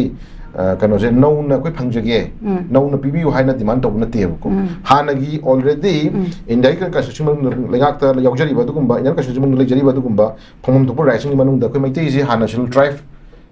category da dum leja pona ma moi hai adu ba mangi history da khoi na yengema tam da adu British ki matam da ko maitai si sagi list pi matam da yaram da tang da kun panari pramani ko adu mayam ji tangai phatna na thera kan da ju si adu mayam sing du phongam to bole ramba du kumba sagi pihum to bole ramba pot mayam du amu hanna ko resort of maida prama hanjinan maida ne ko hana gi pihum to bole pot piu hai bane ko gi no no piu hai bane te ba hana gi pihum to bole pot piu hana gi palam da pot pansel lagan da mado ai khoi gi lari ba protection piu no ko na biu hai bane ko adu khoi RPI A gi Maheshwar Thonau jamna ngasi ngasagi tribal affairs ki union minister ko Jewel Oram ko Jewel Oram unadana ngasi unagi phumsi ta seng nai khoi thagani ngai oi mangon da ngasagi khoi chapchana ꯑꯩꯈꯣꯏꯒꯤ tribal minister ꯃꯁꯥꯃꯛꯀꯤ ꯑꯣꯏꯕ ꯄꯣꯠꯇꯣ ꯌꯧꯍꯜꯂꯀꯥꯟꯗ ꯍꯥꯏꯔꯤꯕ push ꯇꯧꯔꯤꯕ ꯄꯣꯠꯁꯛꯁꯦ ꯑꯩꯈꯣꯏ ꯊꯥꯒꯠꯅꯤꯡꯉꯥꯏ ꯑꯣꯏ ꯑꯗꯨꯅ ꯌꯥꯝ ꯅꯍꯥ ꯑꯣꯏꯅ ꯑꯩꯈꯣꯏꯒꯤ RPIAꯒꯤ ꯃꯦꯁꯔ ꯊꯣꯡꯅꯥꯎꯖꯝꯅ ꯉꯁꯤ ꯐꯣꯡꯗꯣꯔꯛꯏꯕ ꯋꯥꯐꯝ ꯃꯥꯅ ꯆꯠ ꯎꯅꯕꯤꯔꯤꯕ ꯑꯗꯒꯤ ꯃꯃꯥꯡꯗ ꯃꯥꯅ ꯇꯧꯔꯛꯈꯤꯕ ꯃꯌꯥꯝ ꯑꯩꯈꯣꯏ ꯈꯪꯖꯩꯀꯣ ꯑꯗꯨꯅ ꯃꯁꯤ ꯑꯩꯈꯣꯏ ꯆꯞ ꯆꯥꯅ ꯑꯩꯈꯣꯏ ꯃꯌꯥꯝ ꯄꯨꯟꯅ ꯊꯦꯡꯅꯃꯤꯟꯅꯕ ꯑꯃ ꯆꯪꯉꯤ ꯀꯣ ꯃꯌꯥꯝ ꯄꯨꯟꯅ ꯑꯩꯈꯣꯏ ꯁꯥꯖꯣꯛ ꯄꯤꯕꯤꯗꯅ ꯑꯩꯈꯣꯏ ꯇꯉꯥꯏ ꯐꯗꯅ ꯂꯩꯔꯤꯕ ꯐꯤꯕꯝꯁꯤꯗ ꯑꯩꯈꯣꯏꯒꯤ ꯂꯩꯔꯤꯕ ꯇ꯭ꯔꯥꯏꯕꯦꯜ ꯃꯤꯅꯤꯁꯇꯔꯒꯤ ꯃꯅꯥꯀꯣꯡ ꯌꯧꯅꯅꯕ ꯑꯩꯈꯣꯏ ꯃꯦꯃꯣꯔꯦꯟꯗꯝ ꯄꯤꯔꯦ ꯍꯥꯏꯔꯕꯅꯤꯅ ꯑꯗꯨ ꯇꯉꯥꯏ ꯐꯗꯅ ꯑꯩꯈꯣꯏꯅ ꯍꯧꯖꯤꯛ ꯍꯥꯏꯖꯅꯤꯡꯉꯤꯁꯤ ꯂꯩꯔꯤꯕ ꯃꯤꯅꯤꯁꯇꯔꯁꯤꯡꯁꯤꯒꯤ ꯋꯥꯈꯜꯂꯣꯟꯁꯤ ꯇꯁꯦꯡꯅ ꯑꯩꯈꯣꯏ ꯁꯥꯏ ꯑꯦꯔꯤꯌꯥꯁꯤꯗ ꯀꯨꯞꯅ ꯌꯥꯝꯅ ꯕꯥꯏꯁ ꯂꯩꯇꯅ ꯊꯕꯛ ꯇꯧꯍꯟꯕ ꯑꯃꯒꯤ ꯑꯄꯥꯝꯕ ꯑꯩꯈꯣꯏ ꯐꯣꯡꯗꯣꯛꯆꯒꯦꯕꯀꯣ ꯗꯦꯟ ꯑꯩꯈꯣꯏꯅ ꯁꯥꯏꯗ ꯑꯦꯔꯤꯌꯥꯗ ꯑꯩꯈꯣꯏꯅ ꯍꯥꯏꯖꯅꯤꯡꯉꯤꯁꯤ ꯏꯟꯗꯤꯌꯥ ꯑꯃ ꯆꯥꯎꯈꯠꯅꯕ ꯍꯣꯠꯅꯕ ꯃꯇꯝꯗ ꯏꯟꯗꯤꯌꯥꯁꯤ ꯑꯐꯕ ꯃꯥꯂꯦꯝꯒꯤ ꯂꯩꯕꯥꯛꯁꯤꯡꯒꯤ ꯃꯅꯨꯡꯗ ꯈ꯭ꯋꯥꯏꯗꯒꯤ ꯑꯐꯕ ꯑꯗꯨꯒꯨꯝꯕ ꯂꯩꯕꯥꯛ ꯑꯃ ꯀꯟꯇ꯭ꯔꯤ ꯑꯃ ꯀꯣ ꯑꯩꯈꯣꯏ ꯃꯤ ꯍꯥꯏꯅ ꯁꯛ ꯇꯥꯛꯅ ꯍꯣꯠꯅꯕ ꯃꯇꯝꯗ ꯃꯥꯒꯤ ꯂꯩꯖꯔꯤꯕ ꯃꯈꯣꯡ ꯃꯁꯥ ꯁ꯭ꯇꯦꯠ ꯃꯆꯥ ꯃꯌꯥꯝꯁꯦ ꯃꯁꯤ ꯑꯩꯈꯣꯏ ꯃꯥꯟꯅꯕ ꯊꯥꯛꯇ ꯄꯨꯈꯠꯃꯤꯟꯅꯕ ꯑꯃ ꯆꯪꯉꯦꯕꯀꯣ ꯑꯗꯣ ꯃꯥꯒꯤ ꯂꯩꯖꯔꯤꯕ ꯃꯁꯥ ꯃꯔꯦꯡ ꯁ꯭ꯇꯦꯠ ꯃꯆꯥ ꯃꯌꯥꯝꯁꯤꯡꯁꯤꯅ ꯌꯥꯝꯅ ꯄꯤꯁ ꯑꯣꯏꯗꯅ ꯑꯩꯈꯣꯏ ꯆꯔꯥꯡ ꯈꯣꯏꯔꯥꯡꯅꯗꯅ ꯉꯁꯥꯏꯒꯤ ꯄꯨꯡꯇꯥꯎ ꯇꯧꯍꯜꯂꯒ ꯄꯨꯡꯊꯨ ꯊꯨꯒꯥꯏꯔꯒ ꯅꯠꯇ꯭ꯔꯒ ꯄꯨꯡꯂꯥꯡ ꯂꯥꯡꯉ ꯊꯝꯃꯀꯥꯟꯗ ꯑꯐꯕ ꯏꯟꯗꯤꯌꯥ ꯑꯃ ꯑꯣꯏꯔꯣ ꯍꯥꯏꯕꯗꯨꯗꯤ ꯌꯥꯔꯣꯏꯌꯦꯕꯀꯣ ꯑꯗꯨꯅ ꯐꯥꯔꯁ ꯂꯨꯔꯤꯗꯤ स्टेट मचा लेब मैम खुंदारीब कम्युनिटी मैमना मरम चाना तालीब मरम चा पोषकसिंजे मसी करी लेरिगे है कुम येंबिर मतुंगदा पाइबिरिब मिनिस्टर सिंजिना मदुगी पोतो मतम चाना चाना एक तंगुम चंग है तारेको कोई ई नाइ तानद्रिंगाय नत्रगना मी असिना यावद्रिंगाय खुदम मोइना से ILP हाइरोनेको ILP की इशू गाइसे पिभम थोको लेर पोटमा मरम चा पोटमा पीगदौ लेर पोटमा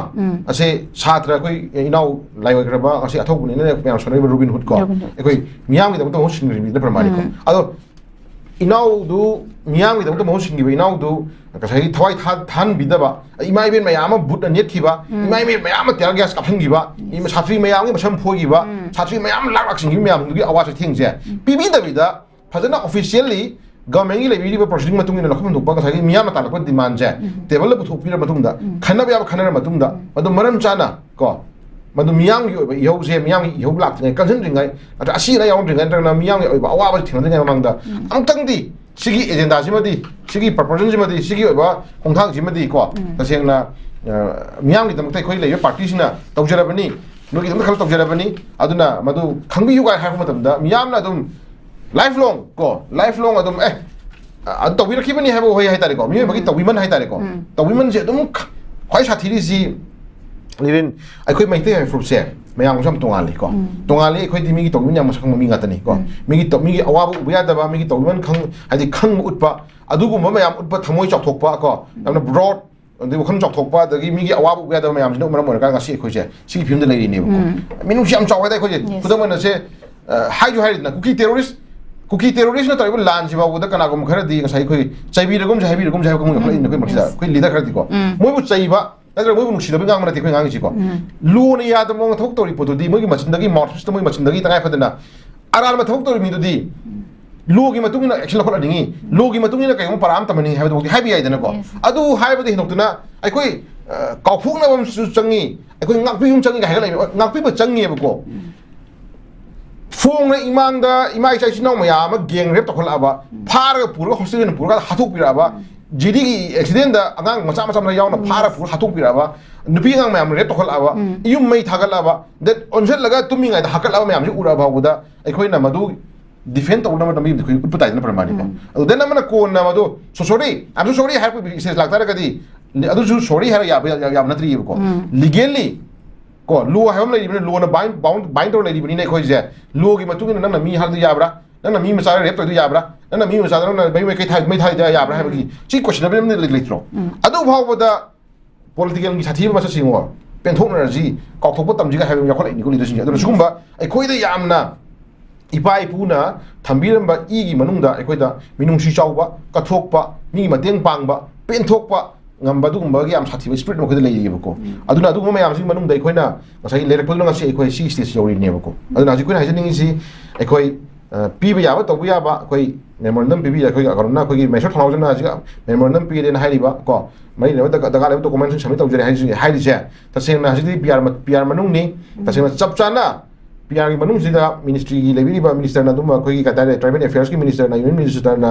तसेन थमोय सियंगना अखोई हाना की लेजरी हिस्ट्री जे कुपना यंबिर मतुंगदा को चपसाना थमोय ऑनथोक बिनना बगे अपाम दु थमजगे लोइना मैतै मितै बु कोई एसटी लिस्ट चनना बगे दमक कोई तोंगानबा टीम मा हाइतारे को याम चाव ऑर्गनाइजेशन मा कोई मियाम खुपना कोई दुम सेमगा लेरिबनी अन मियाम की खोंजंग मियाम की वखलोन मियाम की अपाम मियाम का गवर्नमेंट ने मरक की गसाई नुसिनब मैमदो अखोई फजना ताबीर मतुंगदा को इरांग थोक्ट्रिंगाइदा असीना याउद्रिंगाइदा नत्र मई होंद्रिंगाइदा तालाइब डिमांड खुदिमकी मागी प्रपोजल खुदिमकसे मरम चाबना को फजना नैनबीर कांदा फोटो नकन अनेगी मरकता फजना मिचुन अंडरस्टैंडिंग फमिन मतुंगा तौबा याबना सिनी पीबा याबना सिनी यादबना सिनी को हाइबो मयाम कुमना खनाबीर कांदा कोई यदि तहनिमगे पाम लैजेयबको अदुना कनागुम्बा पर्सनल इंटरेस्ट खरा को कनागुम्बा मी खरा इंटरेस्ट खरा दाई कोइना तंगाइ फजना पीबा यानिगे यारोइगा को खुदमोइना से सिगा हजिक ममांगी थर्ड मे 2023 हरकी इरांगसी सिगी लैरिबा लाइबा कनोसिनेबको हाई कोर्ट न पिलेबा डायरेक्ट सुसिनेब नत्रा अखोय मैतै बु एसटी लिस्ट चननबगी ओबा मणिपुर लैंगाक्ता करी लैबा यारी केदोबा यारी हाइना पीबा दुगुम गवर्नमेंट डायरेक्टिव अमनेबा लोगिको कोर्ट की डायरेक्टिव अमनेबा डायरेक्टिव तुना अखोय फाइनल साइगी तोंगानबा साइगी ऑर्डर सुनत्री प्रमाणिको अना मणिपुर लैंगाकना मदुगी ओबा स्क्रीनिंग मैम पखुम पीदना खोतना चटकदो प्रोसीडिंग अमा वाटलिङै मरक्ता साइगी हेक्ता सीएम लाए हे ऑर्डर थुइ हाबगे दुगी नमा दुना साइगी हजि मुन हाइरिसना ताचबनिको अदुना सु मैम निंगसे अदु देन अमना मुके दौरे इंडिया द खुंदारीबा कम्युनिटी इंडिया से इतनी कम्युनिटी मैम पुल सेम इंडिया को अदे खुंदामीनरी यामिन फ्रूट मचा मचा मचा मैम एनी कम्युनिटी को ट्राइबल कम्युनिटी याव ट्राइब कम्युनिटी याव चिनाव मैम अपाम से सिगी प्रपोजल से तारोय अमन हाइरक अमगी वांग तानी अमगी वांग तानी हाइरगदी तसेंना हाइरिबा वादु तसेंना कनागुम्बा एनी कम्युनिटी ट्राइब फाइव एनी कम्युनिटी ट्राइबल फाइव एनी कम्युनिटी मागी तोंगानबा डिमांड अम तालकु मतंदा अतोपा कनोदा कसागी कनाहिनि शोक तबो तारगदी को मरम चापो इदागद मदो खनबिबदम यापोट अमनेबो मणिपुर की मैतैसिंगना तालाइब डिमांड जे तसना तागदी नोंग न पियो हाबना तेब नत्रा हान लेजना पोतो पसक्तो रिसो तोक्सलो हंजलन बियो को हंजना होना बियो हापोनी हंजना होना बियो हाबो पुतो करी यावरी के जे नैनरगा लोइरेबो को अदुगा अदुगी मतुंगदा गसागी अखोइना एसटी नत्रगना अखोइना गसा एसटी लिस्ट चला मतुंगदा एनी ट्राइबल कम्युनिटी अमगी एसटी लिस्ट कखल वसुली देब नत्रा मोइजम चंजनी खोइजम चनगनी चनर मतुंगदा मागी फॉर्म दो बेनिफिट दम सेंटर दे चाव नोंग होनानी को अदुना तदना गसागी कनागुम बेस्ट इंटरेस्ट करना मोइदि चनबा यारोय मोइदि तोंगदोंग दा तोंगनि हाइतारगदि अदु हाइबा सिजु को हानि अदु हाइबा सिजु लीगली कोर्ट चैलेंज तौदा पोट मानेबको चनबा यारोय दबे मरम सिनी यागदो मरम सिनी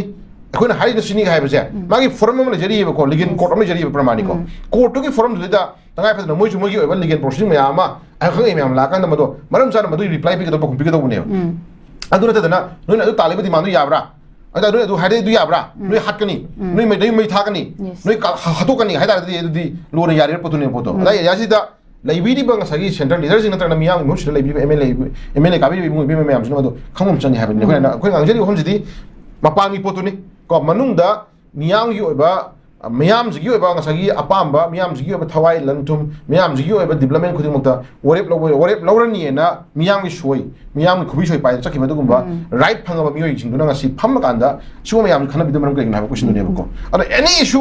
मणिपुर की इशू खुदिमक्ता लाख इशू खुदिमक्सिदा तसेंगना खै खुदमैना जुन 19 बो हाइरो नत्रगा नदेन से थोक्रिबा खोगी आईएलपी की इशू हाइरो असो इशू द प्रमाणिको अदगी खोगी नुपी लान बो हाइरो नत्र एनी इशू खुदिमक्सिंग जे गवर्नमेंट इशू से थोक्तngay mamangda aso issue ma laktore issue se thokngay mamangda civil society organization gi lebiri badugumba miyam gi youth na lebiri badugumba chesu gi leaders gi juga imai ben me manipur gi leriba stakeholder me am famina dana intellectual me am famina dana adi siba na bibi yabani siba ni yadabani siba na legally bound to siba legally bound to di haibase khana bi rakanda tawba yaba yadab matang se khoi naina bi dem kai na ko sang jeni ko any issue gi mak se mi asi na yaur kanda ko any issue gi mak se imai ben me am je but na net la kanda any issue gi mak se imai ben ge terga tana terga ska pa kanda any issue gi mak se chhatra me am ge masam phoi rakanda chhatra me am je ma phimor chinga kanda ko he adum ba sentiment cross rakanda he ekhoi aroi beda political minus rakanda na khoi na sang yar khang kanda ke dore ekhoi to bi rabani ko ngai he hai gumba ekhoi na siba to bi rabani ko hai gumba ekhoi to credit goes to लोग जो शुकाई देवा अदो मीगी मसम फोइद्रिंगाई मीगी मफिमरोन चिंद्रिंगाई मी छात्र हात्रिंगाई इमा Eben में आमो तेर gas बनम चाहन्दिंगाई कफल काट्रिंगाई बुट नेत्रिंगाई ममांगदा एखोइ नसि तोबिरबनि को हाबदि क्याम काइ क्वेश्चन नि लाइसे अदुना लाइबे इशू जे एखोइ मेसो थमाउजन ना RPI A गी को मेसो थमाउजन ना कोइ चपचाना लोखै थौदांग से एखोइ मरम चापोट मनि एखोइ मियाम पुन्ना एखोइ थेंनामि नम चंगी ꯑꯗꯨꯅ ꯃꯥꯁꯦ ꯌꯥꯝ ꯅꯍꯥ ꯑꯣꯏꯅ ꯌꯥꯝ ꯗꯥꯏꯅꯥꯃꯤꯛ ꯑꯣꯏꯅ ꯀꯣ ꯑꯗꯨꯒꯨꯝꯕ ꯑꯩꯈꯣꯏ ꯄꯣꯂꯤꯇꯤꯀꯦꯜ ꯑꯗꯨꯝꯕ ꯀꯩ ꯍꯥꯏꯇꯥꯔꯦ ꯑꯩꯈꯣꯏꯒꯤ ꯚꯤꯖꯅꯔꯤ ꯍꯥꯏꯇꯥꯔꯦꯀꯣ ꯌꯥꯝ ꯁꯥꯡꯅ ꯎꯕ ꯉꯝꯕ ꯑꯗꯨꯒꯨꯝꯕ ꯅꯍꯥ ꯑꯃꯅꯤ ꯑꯗꯣ ꯍꯣꯠꯅꯕꯤꯌꯨ ꯀꯩꯁꯨ ꯀꯥꯏꯗꯦ ꯑꯩꯈꯣꯏ ꯃꯌꯥꯝꯁꯨ ꯃꯇꯦꯡ ꯄꯥꯡꯖꯕ ꯌꯥꯝ ꯄꯥꯡꯖꯒꯅꯤ ꯑꯗꯨꯅ ꯆꯞ ꯆꯥꯅ ꯑꯩꯈꯣꯏ ꯃꯩꯇꯩꯕꯨ ꯑꯩꯈꯣꯏ ꯑꯦꯁ ꯇꯤ ꯂꯤꯁꯇ ꯍꯟꯖꯤꯟꯍꯟꯕ ꯍꯥꯏꯕꯁꯦ ꯇꯁꯦꯡꯅ ꯁꯤꯁꯨ ꯑꯩꯈꯣꯏꯒꯤ ꯂꯦꯡꯗ꯭ꯔꯕ ꯑꯗꯨꯒꯨꯝꯕ ꯉꯁꯥꯏꯒꯤ ꯄ꯭ꯔꯣꯇꯦꯛꯁꯟ ꯇꯧꯕ ꯄꯣꯠ ꯑꯃ ꯑꯩꯈꯣꯏ ꯑꯣꯏꯔꯛꯄ ꯌꯥꯏ ꯀꯣ ꯑꯗꯨꯕꯨ ꯃꯗꯨꯒꯨꯝꯕ ꯃꯌꯥꯝꯁꯤꯡꯁꯤꯒꯤ ꯑꯄꯦꯟ ꯄꯦꯟꯗ ꯂꯩꯔꯤꯕ ꯃꯌꯥꯝꯁꯤꯡꯁꯤ ꯇꯉꯥꯏ ꯐꯗꯅ ꯑꯩꯈꯣꯏ ꯇꯦꯕꯜꯗ ꯐꯝꯃꯤꯟꯅꯔꯀꯥꯟꯗ ꯀꯩꯗꯧꯕ ꯌꯥꯕ ꯂꯩꯔꯤ ꯀꯝꯗꯧꯕ ꯌꯥꯕ ꯂꯩꯔꯤ ꯑꯩꯈꯣꯏ 9 10 ꯈꯟꯅꯔꯕ ꯃꯇꯨꯡꯗ ꯀꯩ ꯍꯥꯏꯅꯤ ꯂꯧꯐꯝ ꯊꯣꯛꯄ ꯂꯤꯒꯦꯜ ꯄ꯭ꯔꯣꯁꯤꯖꯔꯗꯨꯁꯨ ꯂꯩꯕꯤꯔꯤꯕ ꯑꯗꯨꯒꯨꯝꯕ ꯚꯣꯠ ꯀꯥꯕꯤꯔꯤꯕ ꯃꯌꯥꯝꯁꯤꯡꯁꯨ ꯋꯥꯈꯜ ꯈꯟꯕ ꯆꯪꯉꯤ ꯍꯥꯏꯇꯥꯔꯦꯀꯣ ꯑꯗꯨꯅ ꯂꯩꯔꯤꯕ ꯃꯌꯥꯝꯁꯤꯡꯁꯦ ꯑꯩꯈꯣꯏ ꯁꯦꯡꯅ ꯑꯩꯈꯣꯏꯒꯤ ꯂꯩꯕꯥꯛ ꯑꯁꯤꯒꯤ ꯍꯥꯏꯇꯥꯔꯦꯀꯣ ꯑꯩꯈꯣꯏ ꯇ꯭ꯔꯥꯏꯕꯦꯜ ꯑꯦꯐꯤꯌꯔꯁꯀꯤ ꯌꯨꯅꯤꯌꯟ ꯃꯤꯅꯤꯁꯇꯔ ꯑꯣꯏꯕꯤꯔꯤꯕ ꯑꯗꯨꯒꯨꯝꯕ ꯑꯣꯅꯔꯦꯕꯜ ꯔꯦꯁꯄꯦꯛꯇꯦꯕ ꯃꯦꯝꯕꯔꯁꯤꯅ ꯇꯁꯦꯡꯅ ꯆꯞ ꯆꯥꯅ ꯑꯩꯈꯣꯏ ꯄꯨꯛꯅꯤꯡ ꯆꯤꯡꯁꯤꯟꯕꯤꯔꯀꯥꯟꯗ ꯊꯥꯔꯤꯕ ꯂꯦꯇꯔ ꯀꯣ ꯊꯥꯔꯤꯕ ꯃꯦꯃꯣꯔꯦꯟꯗꯝꯗꯨ ꯑꯩꯈꯣꯏ ꯐꯖꯅ ꯀꯨꯞꯅ ꯗꯥꯏꯖꯦꯁ ꯇꯧꯕꯤꯔ ꯃꯇꯨꯡꯗ ꯍꯧꯖꯤꯛ ꯄꯤ ꯑꯥꯔ ꯃꯇꯝꯅꯤ ꯀꯣ ꯆꯞ ꯆꯥꯅ ꯒꯚꯔꯟꯃꯦꯟꯠꯒꯤ ꯔꯤꯀꯃꯦꯟꯗꯦꯁꯟ ꯑꯃ ꯂꯧꯕꯤꯔ ꯃꯇꯨꯡꯗ ꯑꯩꯈꯣꯏ ꯄ꯭ꯔꯖꯥꯁꯤꯡꯅ ꯄꯥꯝꯃꯦꯕꯀꯣ ꯑꯄꯥꯝꯕꯗꯨꯃ ꯑꯩꯈꯣꯏ ꯑꯗꯨꯝ ꯑꯦꯛ ꯇꯧꯅꯅꯕ ꯍꯥꯏꯇꯥꯔꯦꯀꯣ ꯑꯗꯨꯒꯤ ꯑꯄꯥꯝꯕ ꯊꯝꯖꯒꯦ ꯑꯣꯖꯥ ꯑꯍꯨꯝꯁꯤꯕꯨꯗꯤ ꯑꯩꯈꯣꯏꯒꯤ ꯁꯉꯥꯏ ꯑꯦꯛꯁꯄ꯭ꯔꯦꯁꯀꯤ ꯑꯍꯥꯟꯕ ꯍꯦꯗꯂꯥꯏꯟꯁꯦ ꯌꯥꯎꯔꯤꯁꯦ ꯁ꯭ꯄꯦꯁꯤꯌꯦꯜ ꯏꯟꯇꯦꯟꯁꯤቭ ꯔꯤꯚꯤꯖꯟ ꯃꯅꯤꯄꯨꯔꯗꯁꯨ ꯈꯨꯗꯣꯡꯆꯥꯗꯕ ꯊꯦꯡꯅꯕ ꯌꯥꯏ ꯕꯤꯍꯥꯔꯗ ꯃꯤꯈꯜ ꯅꯛꯁꯤꯜꯂꯛꯄ ꯃꯇꯝꯗ ꯏꯂꯦꯛꯁꯟ ꯀꯃꯤꯁꯟ ꯑꯣꯐ ꯏꯟꯗꯤꯌꯥꯅ ꯁ꯭ꯄꯦꯁꯤꯌꯦꯜ ꯏꯟꯇꯦꯟꯁꯤꯚ ꯔꯤꯚꯤꯖꯟ ꯆꯠꯊꯕꯗ ꯋꯥꯊꯣꯛ ꯑꯣꯏꯔꯤꯕ ꯑꯁꯤꯒ ꯃꯥꯟꯅꯕ ꯃꯑꯣꯡꯗ ꯃꯅꯤꯄꯨꯔꯗ ꯆꯠꯊꯔꯛꯄꯁꯨ ꯈꯨꯗꯣꯡꯆꯥꯗꯕ ꯃꯌꯥꯝ ꯊꯦꯡꯅꯔꯛꯄ ꯌꯥꯏ ꯍꯥꯏꯔꯤ ꯑꯣꯖꯥꯁꯦ ꯈꯨꯗꯣꯡꯆꯥꯗꯕꯁꯦ ꯀꯔꯤ ꯑꯣꯏꯒꯅꯤ ꯍꯥꯏꯕ ꯃꯣꯠꯇ ꯈꯤꯇꯪ ꯕꯤꯌꯨ ꯁꯤ ꯑꯩꯅ ꯀꯨꯞꯅ ꯌꯦꯡꯕꯗ ꯀꯩꯅꯣ ꯇꯧꯋꯦ ꯑꯩꯈꯣꯏꯒꯤ ꯃꯅꯤꯄꯨꯔꯗ ꯍꯧꯖꯤꯛ ꯊꯣꯛꯏꯕ ꯉꯁꯥꯏꯒꯤ ꯀꯩꯅꯣꯁꯦ ꯑꯩꯈꯣꯏꯅ ꯌꯦꯡꯕ ꯌꯥꯔꯤꯁꯤ ꯀꯩꯅꯣꯅꯤ ꯑꯩꯈꯣꯏꯒꯤ स्पेशल को स्पेशल इंटेंसिव रिवीजन है बनी को स्पेशल इंटेंसिव रिवीजन है बनी को कोई SIR की को SIR की अखना बखोर है बच्ची अरे ऐसा कोट तौर से मुझे मतलब दा करना तो ये करना जैसे हज़िक मणिपुर ले भी इश्यूज़ है कोई कुछ नहीं चंगी है तारे शायद आधार कार्ड से ना कोई जब साब सकता है कोई हन भी याद ना बकुट पल्ली को अदे तो पर डॉक्यूमेंट्स में आमस पल्ली है तारे को और नसीब में आमनी तो होना को मतलब दा तौनो होना को मतलब दा कोई मणिपुर की नौजी लाइनी पर इशू को क्राइसिस है तारे कुछ ना ना शायद कोई इलेगन में आमनी वाथो को देना मन हज़िक लाइनी पर फिल्म जी मतलब दा कोई ना खन्ना भी याब है तारे को खन्ना भी याब में आमनी मनुष्य दा कोई ना ये भी याब पढ़ना मखन यावरी असी कोई ना कई नोई तारे कदी हज़िक मणिपुर की लाइनी पर फिल्म जी मतलब दा कोई ना सब सारा मसी तौ मतलब दा को सब सारा तौ चितोक सिंगी मतलब दा कोई दा लाइनी पर इलेगन में आमनी वाथो से कोई लोशन में मदर गमुदर को सिंदे को देना मना सागी एरिया से असम ददी मई NRC इम्प्लीमेंट तौरी बसक NRC जो तुम मई सकताक से याव ना भाई तारे को कोई एकदम सकताक से जो NRC ना ओने ना मई NRC ना ओने ना मई होना बदा हज़िक लाइबा सागी असम जो नदी कोई लाइबा स्पेशल इंटेंसिव रिवीजन से मतलब कोई इथोक ना भाई तारे को मतलब कोई इथोक ना प्रपोजल तो कोई गाइना कोई पाउतारी है तारे को अदो माने सेम थिंग मणिपुर की जो हज़िक लाइफ हम बतांग दा कोई जो चप चाना कोई तंगाई फदना थौक सिंग पैकेट पिरक मतलब दा हज़िक लाइबा मणिपुर की तंगदुरी तादबा की फिल्म से मसी हाने कोई लोशन चंगी है तारे को अदना चिंगी एरिया दा मिसिंग हेंजन लाइबा दुगुंबा कोई बोकस वोटर है तारे को अहेन बा वोटर में ऑप्शन लाइबा अदो अहेन बा मसागी आधार साब जदी तुम अया मनसु मसागी याम लाइन साबई ममी में कोई उरे बको बनो ले दुना चिंगी लाइबा चिनाव चिंगी चिनाव है बदी कोई चिनाव पंदे से छारकनी को अदे अमा कन ngang लिन कनो में चकनी बैस ले दमाइने कोई हैना लाना आधार पासिल लगांदा मसागी सिटीजन वन की यावे नमा अमदा आधार तो पाए रगदी तुम बहुत हदा यावे नमा अम लाइक बसक से पसिब कोई हन क्रॉस तो चंग है तारे को कुबदा कोई सेंटर ना जो डिस्ट्रिक्ट खोदी मक्ता सगी लेकिन इमिग्रेंट में आम तक ना बखोतो ना बमगी स्क्रीन तो ना बखोत में और ना तो खरे दम माने असु में आम जी हन कुबना येंग मतुंगदा मियाम ग यानाबा दुगुंबा सगी पोसा मखोय हन ताम चंग है तारे को तो सेंटर ना वो हायरा गदी या ना सगी कोई सगी नगौर तो तो हाथु तो फोसे फसे देना फते देना इलेक्शन कमीशन ऑफ इंडिया ना लोकल इबा दुगुंबा सगी स्पेशल इंटेंसिव रिवीजन से तसेना तौबीबा कछु काई दे तो in the mean time how लेबा कोर्ट इशू जे कोई कुपना येंगिरा मतुंग हाय तारे को कुपना येंगिरा तुम कनाडा कोई करम बद कोई बॉर्डर सता से करम ओइदुइनो कमाइनो हेंदुइनो करम ना कमाइ ओइगेंदुइ हाबा जी कोई कुपना हानि यम चंगी हाय तारे को अदुना मसे कोई मणिपुर की लाइब्रेरी बदुगुंबा सगी इंटेलेक्ट है तारे को याम एक्सपर्ट में हम कोई कुपना खनर मतुंगदा सुगुंबा मणिपुर की ओइना इलेक्शन इलेक्टोरल रोल की ओइना इलेक्टोरल रोल फोन ना कोना बदम दा स्पेशल सगी इंटेंसिव रिवीजन जे तक मतम दा अखोय द क्याम काइरिबा गाइजे अखोय ताय फदना लाइब्रेरी बदुगुंबा इंटेलेक्ट में हम फमिन रकान दा फदना को ꯐꯖꯅ ꯗꯥꯇꯥ ꯑꯃ ꯌꯦꯡꯃꯤꯟꯅꯔ ꯃꯇꯨꯡꯗ ꯑꯩꯈꯣꯏ ꯇꯧꯕ ꯌꯥꯏ ꯑꯣꯔ ꯌꯥꯗꯦꯁꯦ ꯑꯩꯈꯣꯏ ꯂꯧꯃꯤꯟꯅꯕ ꯑꯃ ꯆꯪꯉꯦꯕꯀꯣ ꯑꯗꯨꯅ ꯒꯣꯔꯃꯦꯟꯅ ꯉꯁꯥꯏꯒꯤ ꯇꯧꯔꯛꯄ ꯊꯕꯛ ꯈꯨꯗꯤꯡꯃꯛꯁꯦ ꯂꯣꯏꯅ ꯆꯨꯝꯃꯕ ꯌꯥꯔꯒ ꯑꯩꯈꯣꯏꯅ ꯄꯨꯂꯞ ꯆꯠꯈꯤꯕꯁꯨ ꯌꯥꯗꯕ ꯂꯩꯌꯦꯕꯀꯣ ꯑꯗꯨꯅ ꯍꯧꯖꯤꯛ ꯂꯩꯔꯤꯕ ꯏꯁꯨꯁꯦ ꯑꯩꯈꯣꯏꯗꯤ ꯌꯥꯝ ꯃꯥꯡꯖꯔꯤꯁꯦ ꯀꯩꯅꯣ ꯍꯥꯏꯇꯥꯔꯒꯗꯤ ꯃꯁꯤ ꯅꯣꯡꯍꯧꯅ ꯑꯃꯨꯛ ꯅꯤꯡꯁꯤꯡꯕ ꯋꯥ ꯅꯠꯇꯦꯀꯣ ꯍꯧꯖꯤꯛ ꯀꯨꯀꯤ ꯇꯦꯔꯣꯔꯤꯁꯅ ꯇꯧꯔꯛꯄ ꯂꯥꯟꯁꯤꯒꯤ ꯃꯇꯨꯡ ꯏꯟꯅ ꯃꯤꯅꯤꯁꯇ꯭री ऑफ होम अफेयर्स की मगैदगी हायरखिबा मागी रिपोर्ट की मतुंग इना मणिपुर इरांग थोक्रिसी बॉर्डर फेंसिंग फ्री होइबा बॉर्डर फेंसिंग खादबा दगी मैम बनग्रेदना अदुना मरम मरकान देखोय बॉर्डर फेंसिंग खादबा यादे हायबद मगी वरेप तो एखोय की ओइनादी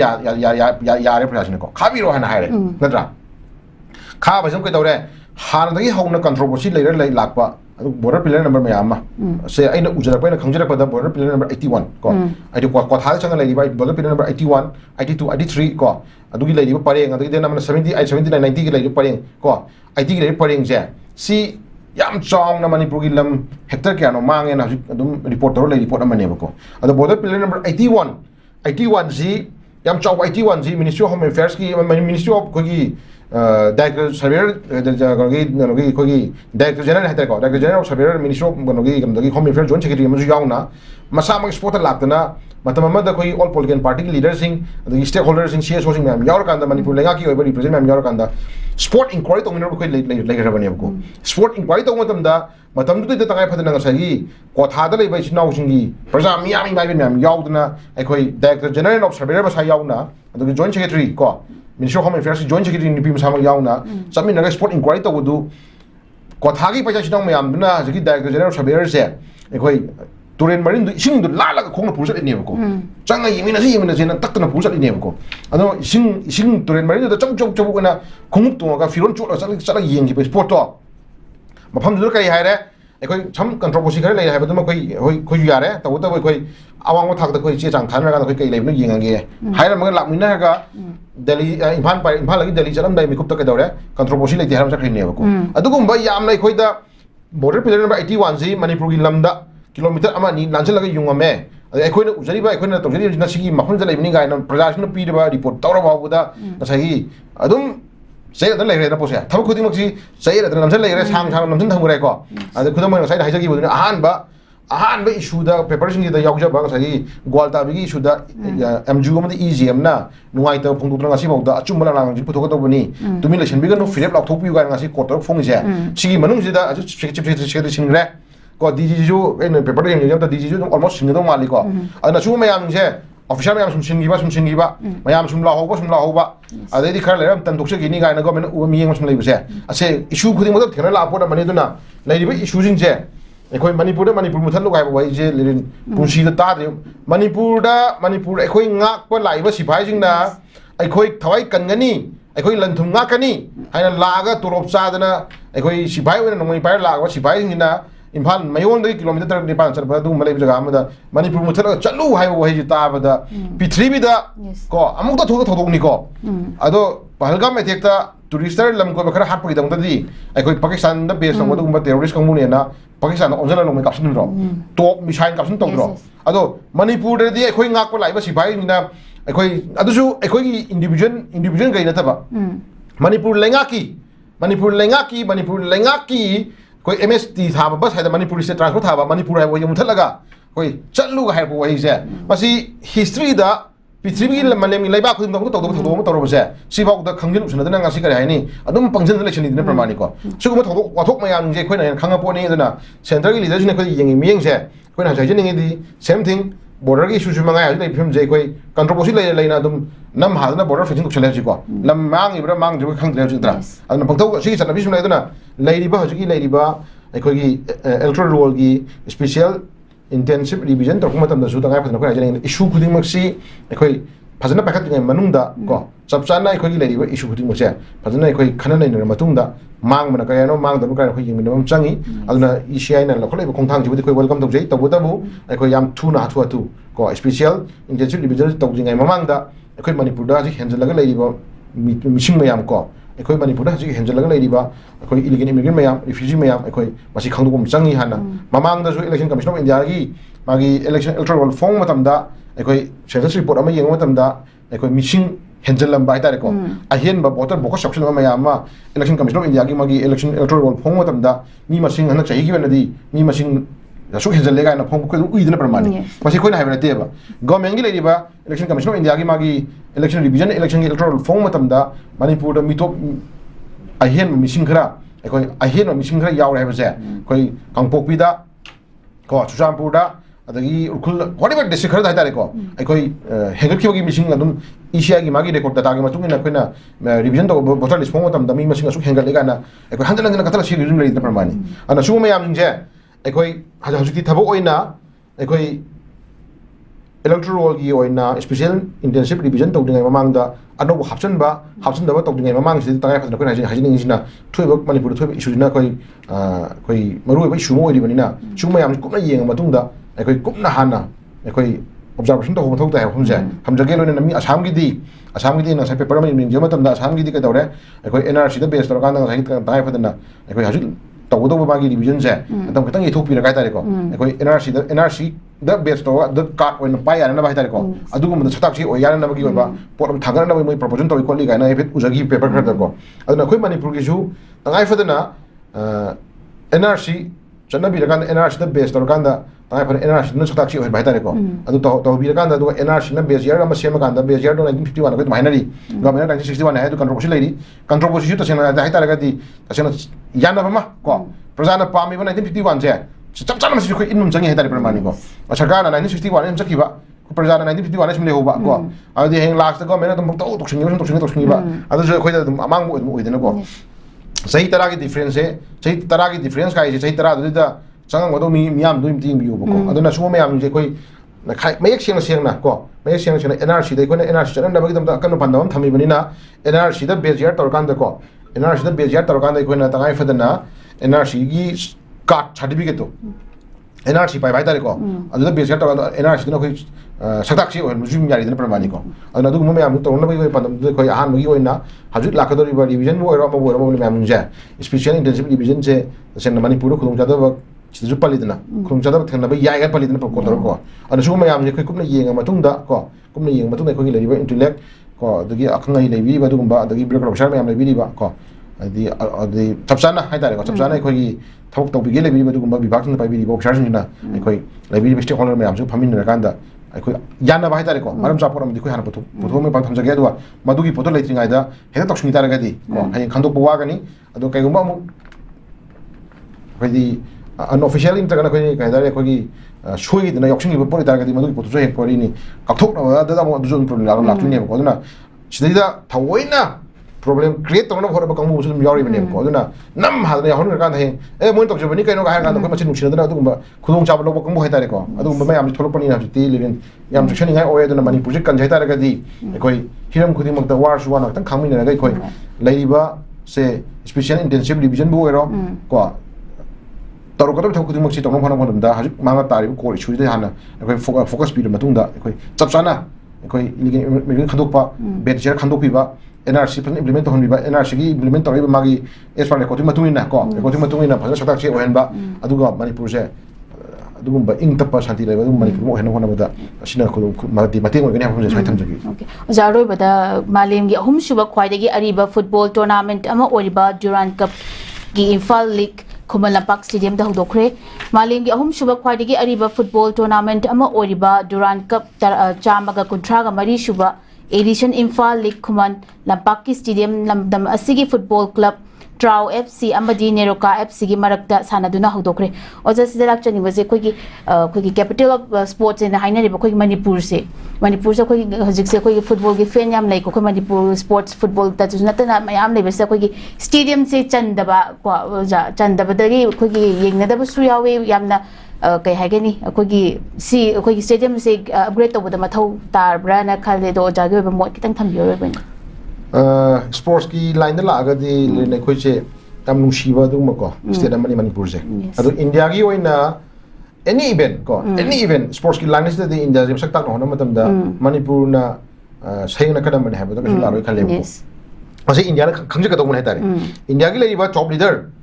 honorable prime minister the horgan my council minister me amna che matam ni ko ai political party ma gi wana se di ko opposition ma ruling ju mangai delhi gi mai on da phamaga asi india si delhi si chalai ri ba du gumba makhut pa lo ju makhut pa di lo paisha laga ka sai ka hani ꯐꯖꯅꯕ ꯆꯥꯎꯈꯠꯅ ꯍꯣꯠꯅꯔꯤꯕ ꯑꯗꯨꯒꯨꯝꯕ political leader ꯍꯥꯏꯇꯥꯔꯦꯀꯣ ꯑꯗꯨꯒꯨꯝꯕ official ꯃꯌꯥꯝꯁꯤꯡꯁꯦ ꯉꯁꯤ ꯃꯣꯏꯅ ꯈꯪꯖꯒꯗꯧꯕꯗꯤ ꯏꯟꯗꯤꯌꯥꯁꯤ ꯁ꯭ꯄꯣꯔꯠꯁꯀꯤ ꯂꯥꯏꯟꯗ ꯃꯥꯂꯦꯝꯒꯤ ꯂꯩꯃꯥꯏꯗ ꯃꯥꯂꯦꯝꯒꯤ ꯄ꯭ꯔꯤꯊꯤꯕꯤꯒꯤ ꯑꯩꯈꯣꯏ ꯂꯩꯕꯥꯛ ꯈꯨꯗꯤꯡꯃꯛꯀꯤ ꯃꯃꯥꯡꯗ ꯁꯛ ꯇꯥꯛꯅ ꯍꯣꯠꯅꯕ ꯃꯇꯝꯗ ꯀꯣ ꯏꯟꯗꯤꯌꯥꯒꯤ ꯌꯦꯠ ꯊꯪꯕ ꯄꯥꯝꯕꯣꯝ ꯃꯈꯜ ꯑꯃꯅꯤ ꯍꯥꯏꯕꯁꯦ ꯉꯁꯤ ꯏꯟꯗꯤꯌꯥꯒꯤ ꯂꯩꯕꯤꯔꯤꯕ ꯑꯗꯨꯒꯨꯝꯕ ꯉꯁꯥꯏꯒꯤ ꯇꯣꯞ ꯂꯤꯗꯔꯁꯤꯡꯅ ꯃꯗꯨ ꯑꯩꯈꯣꯏ ꯈꯪꯍꯟ ꯊꯣꯛꯑꯦꯕ ꯊꯝꯖꯒꯦꯕꯀꯣ ꯃꯗꯨꯒꯤ ꯃꯌꯦꯛ ꯂꯥꯔꯕ ꯈꯨꯗꯝ ꯑꯩꯈꯣꯏ ꯑꯁꯦ ꯊꯣꯛꯈ꯭ꯔꯤꯕ ꯄ꯭ꯂꯦꯌꯔ ꯃꯌꯥꯝꯁꯤꯅ ꯁꯛꯈꯤꯅꯤꯀꯣ ꯃꯁꯤ ꯑꯐꯥꯎ ꯑꯐꯥꯎꯕ ꯏꯚꯦꯟ ꯈꯔꯗ ꯈꯨꯗꯝ ꯑꯣꯏꯅ ꯁꯦ ꯄ꯭ꯔꯤꯊꯤꯕꯤꯗ ꯑꯩꯈꯣꯏ ꯃꯃꯤꯡ ꯆꯠꯂꯕ ꯑꯩꯈꯣꯏ ꯃꯦꯔꯤ ꯀꯣꯝ ꯂꯩꯔꯤꯕ꯭ꯔꯥ ꯃꯥꯅꯤꯀꯣ ꯁ꯭ꯄꯣꯔꯠꯀꯤ ꯕꯣꯛꯁꯤꯡꯒꯤꯗꯀꯣ ꯑꯗꯒꯤ ꯋꯦꯠ ꯂꯤꯐꯇꯤꯡꯒꯤꯗ ꯂꯩꯔꯤꯀꯣ ꯑꯗꯒꯤ ꯐꯨꯠꯕꯣꯜꯒꯤꯗ ꯂꯩꯔꯤ ꯁꯥꯟꯅꯔꯣꯏ ꯑꯦꯅꯤ ꯏꯚꯦꯟ ꯈꯨꯗꯤꯡꯃꯛꯇ ꯏꯟꯗꯤꯌꯥꯒꯤ ꯑꯣꯏꯅ ꯃꯤꯡꯆꯠ ꯄꯣꯔꯛꯈꯤꯕ ꯒꯣꯜ ꯂꯧꯔꯛꯈꯤꯕ ꯑꯗꯨꯒ ꯃꯦꯗꯜ ꯈ꯭ꯋꯥꯏꯗꯒꯤ ꯌꯥꯝ ꯂꯧꯔꯛꯈꯤꯕ ꯃꯅꯨꯡꯗ ꯑꯗꯒꯤ ꯑꯃꯅ ꯆꯍꯤ ꯊꯪꯅ ꯉꯁꯥꯏꯒꯤ ꯑꯦꯅꯤ ꯀꯝꯄꯤꯇꯤꯁꯟꯗ ꯑꯣꯏꯔꯤꯅꯤ ꯑꯗꯨꯝ ꯁꯛ ꯇꯥꯛꯑ ꯂꯩꯕ ꯍꯥꯏꯇꯥꯔꯦꯀꯣ ꯁꯤꯒꯤ ꯃꯅꯨꯡꯁꯤꯗ ꯃꯅꯤꯄꯨꯔꯒꯤ ꯂꯩꯔꯤꯕ ꯑꯗꯨꯝꯕ ꯉꯁꯥꯏꯒꯤ ꯄ꯭ꯂꯦꯌꯔꯁꯤꯡ ꯍꯥꯏꯇꯥꯔꯦꯀꯣ ꯁꯤꯅꯁꯨ ꯑꯃꯅꯤ ꯍꯥꯏꯕ ꯊꯝꯖꯒꯦꯕꯀꯣ ꯑꯗꯨꯅ ꯉꯁꯥꯏ ꯑꯦꯔꯤꯌꯥꯗ ꯑꯩꯈꯣꯏꯅ ꯍꯥꯏꯖꯅꯤꯡꯉꯤꯁꯤ ꯏꯟꯗꯤꯌꯥꯒꯤ ꯐꯥꯎꯔꯕ ꯉꯁꯥꯏꯒꯤ सानब मखन है तारेको सिगी मनुष्यदा फुटबॉल दा वगैरह हॉकी दा वगैरह मसाई क्रिकेट दा वगैरह व्हाटएवर एनी इवेंट को एनी इवेंट दा एखोई मणिपुर की अपिक स्टेट अमो जरीबा सना लेबा मणिपुर दगी सानरोय अमा नत्रगा अनी दी रिप्रेजेंट तौरगा दम इंडिया की प्लेयर सानबगी प्लेटफॉर्म खुदिंग मकी वेबा कनो दा खोई फिदाक कलग लई हाबे जुम इंडिया गवर्नमेंट खंगा दबनी को अदना मणिपुर दा एखोई सही अनी तौद्र मतुंग है तारेको सही अनी तौद्र मतुंग दा मणिपुर की खुमल लंपाक दा गवर्नर ना दुरान कप की चाम का कुंट्राग मरी शुबा एडिशन होदोखरे ना पेपर दे यावरे मसे कोइना दुरान कप से कोइना अमु हंगना येंग मतम दा 16,900 मरफु निपान दा को सिमला दा पांथोक्तुना होदोखिबनी ना मोय रेकॉर्ड तौरी को अदो कुमजा 16,900 निफु दगी ना न्यू दिल्ली दा होरखिबनी को अदे कंटिन्यू लाकोदना हजि सोय मथंग लाखरे अदो मणिपुर रजिक मणिपुर दा सही अनी लेपर मतुंग दा मणिपुर दा कोई गवर्नर ना कोई रेस्पेक्टेड मेंबर मैम यावरे आर्मी की जीओसी को कना ऑफिशियल में हम यावदना को कोई हाई कोर्ट की कोई चीफ जस्टिस यावदना को चीफ के सोमेकेश्वर को अदगी सिक्योरिटी एडवाइजर कुलदीप यावदना अदगी जनरल मैनेजर कना व्हाटएवर कोई टॉप लीडर में हम यावरे ईशन कमांड की को कोई लेफ्टिनेंट जनरल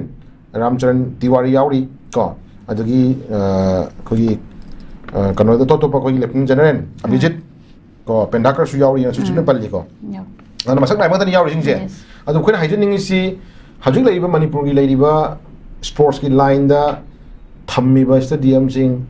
लैब मफम जगह की तसें हजिपुदी अखोई कौटुक अखोई मणिपुर की ऑल इंडिया की को अखोई स्पोर्ट्स यूनिवर्सिटी में लिखना कन होनरीको लोसनदना फजना अखोई चलाइरगदी सुम कानब लाक्ति लाकनी खली अदुबु अखोइना हाइजनिंगसे थमीब स्टेडियम लैब स्पोर्ट्स की तौम थोप मागी पांथोकम थोप जगह खरगी लैब जगह खर सिमदी अखोई तसेंना मतंग चाना मोंग द अपग्रेड तौबदि थोक ताइबको अन थोरैब सानरोय मैम मणिपुर की लैब सानरोय सिदि तसेंना तारगदी अतोपा स्टेट सिंग गाय तारे खुदमना चौखलबा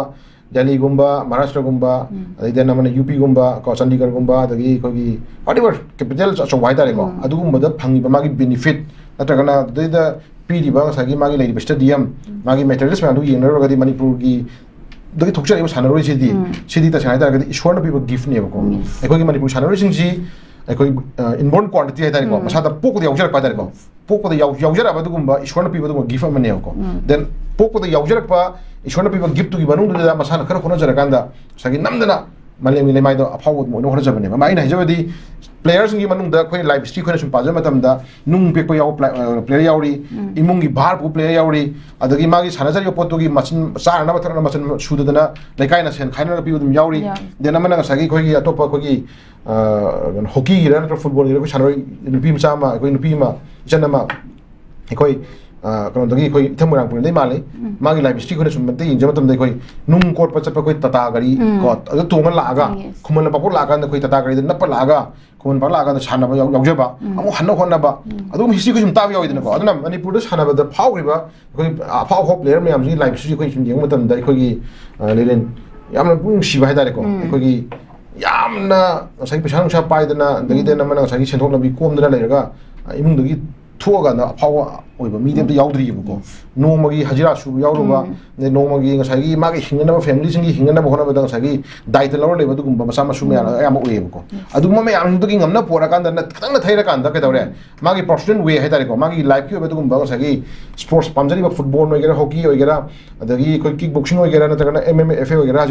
अदिति हम तौरे मैम निको एनी हिरम मा दंगा सी केदौरे अखोई फाव होनर को मैम जे अखोई तंगाई फदना करी हाइनी लेन से kaya hai ni lai bak tamba hoi lai bak tamba udi me am hai ni ko tasena masagi khona jamanda tasena awas thing na la khwa dum ba the music na yamba a phaw dum oi ha tare ko na chu me am yim bi kan da ko gi gold phangpa bronze phangpa silver phangpa me am ji ju government na pi di ba sai ma gi benefit me am ji manung da kaya hai ni chuna ba sana ba hai tare ko chuna ba sana ba me am ko yim bi kan da matam gi ma gi career da matam ma personal life da kaya hai ni government job pi ba ya ba hai tare ko adu su to hondring ba lai adu na sana ba ya sana re medan phang ya phang re khoi sum utpa da su khoi ui na ko khoi gold phangba silver phangba bronze medal me am phang ura ga khoi government gi oi ba ka posum da phang da na tar lai mi su dum yaw dum yaw ri dem ko adu ko me am nung je lai bi ba governor na su punung jin bi kan da khoi yam chong na sports gi maram da line da hai ta india gi oi ba mai pu hona ma da manipur gi adu gumba sana ro sin ngasi india gi ye thang pa mo ma kana mo oi ha ba sima ju ko na khang bi kan da khoi particular manipur ji picture ju ka ni ma gi lai pham thok pa adi mafam hai tare ko sana ba gi ga no se khoi phana kan bi kan da ta seng na chap chan na stadium bo ero adagi any sana bung mafam hai tare ko phaja phaja sing pi kan da ma se mata ko chuna bong sing pi kan da moi da phang ba ya ba moi da pitha ba ya ba moi da sagi sana ngai manung da moi da lo lo na sai phang ba ya ba ko nei magi kana hai tare ko mayam pi bi kan da ngai phana mai amuka hena india sakta no hona matam da sports ki the line sakta no hona matam da manipur se adu gumba masagi hanai pai pu thambiram ba sana lebak manipur hari se asi posaksi amuka na masak ngan thupa himning ya o hena ba ya no hona matam da sports ki line da su puning jingin bi kan da ka hani chap chang tong to government ma thau do to ni pam na thamjagi yam nungai je ja oja na ngasi achin ba kaya kai thokpi do na khoi gi north window gi news analysis asi mapum phan bi ba gi damak ta oja bu amuka su hana thagat chari Norris window na sanduk chari ba ngapi gani morning analysis tatang installation jare mi yang tagi pi khiba pumna mapu amuko zona khurum jari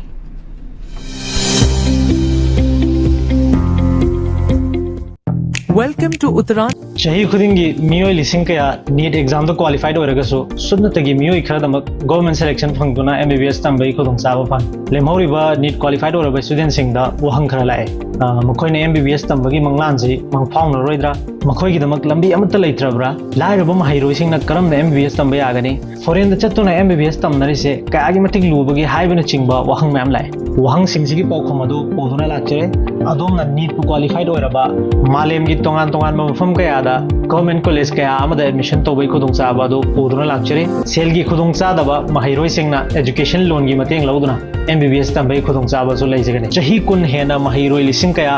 Russia China Kazakhstan Uzbekistan amadi Bangladesh yauna tongan tongan balaibak singda MBBS admission da mangjil thana mateng pangduna laklaba JR International Education Consultant da lengsin biro FMG natraga next exam gi damak foundation coaching facility su leigani aduga entire notice manungda best FMG exam results puthokuna lakliba consultancy amani akupa detail gi damak pi number se contact tobiyo natraga notice window TV building da lengsin biro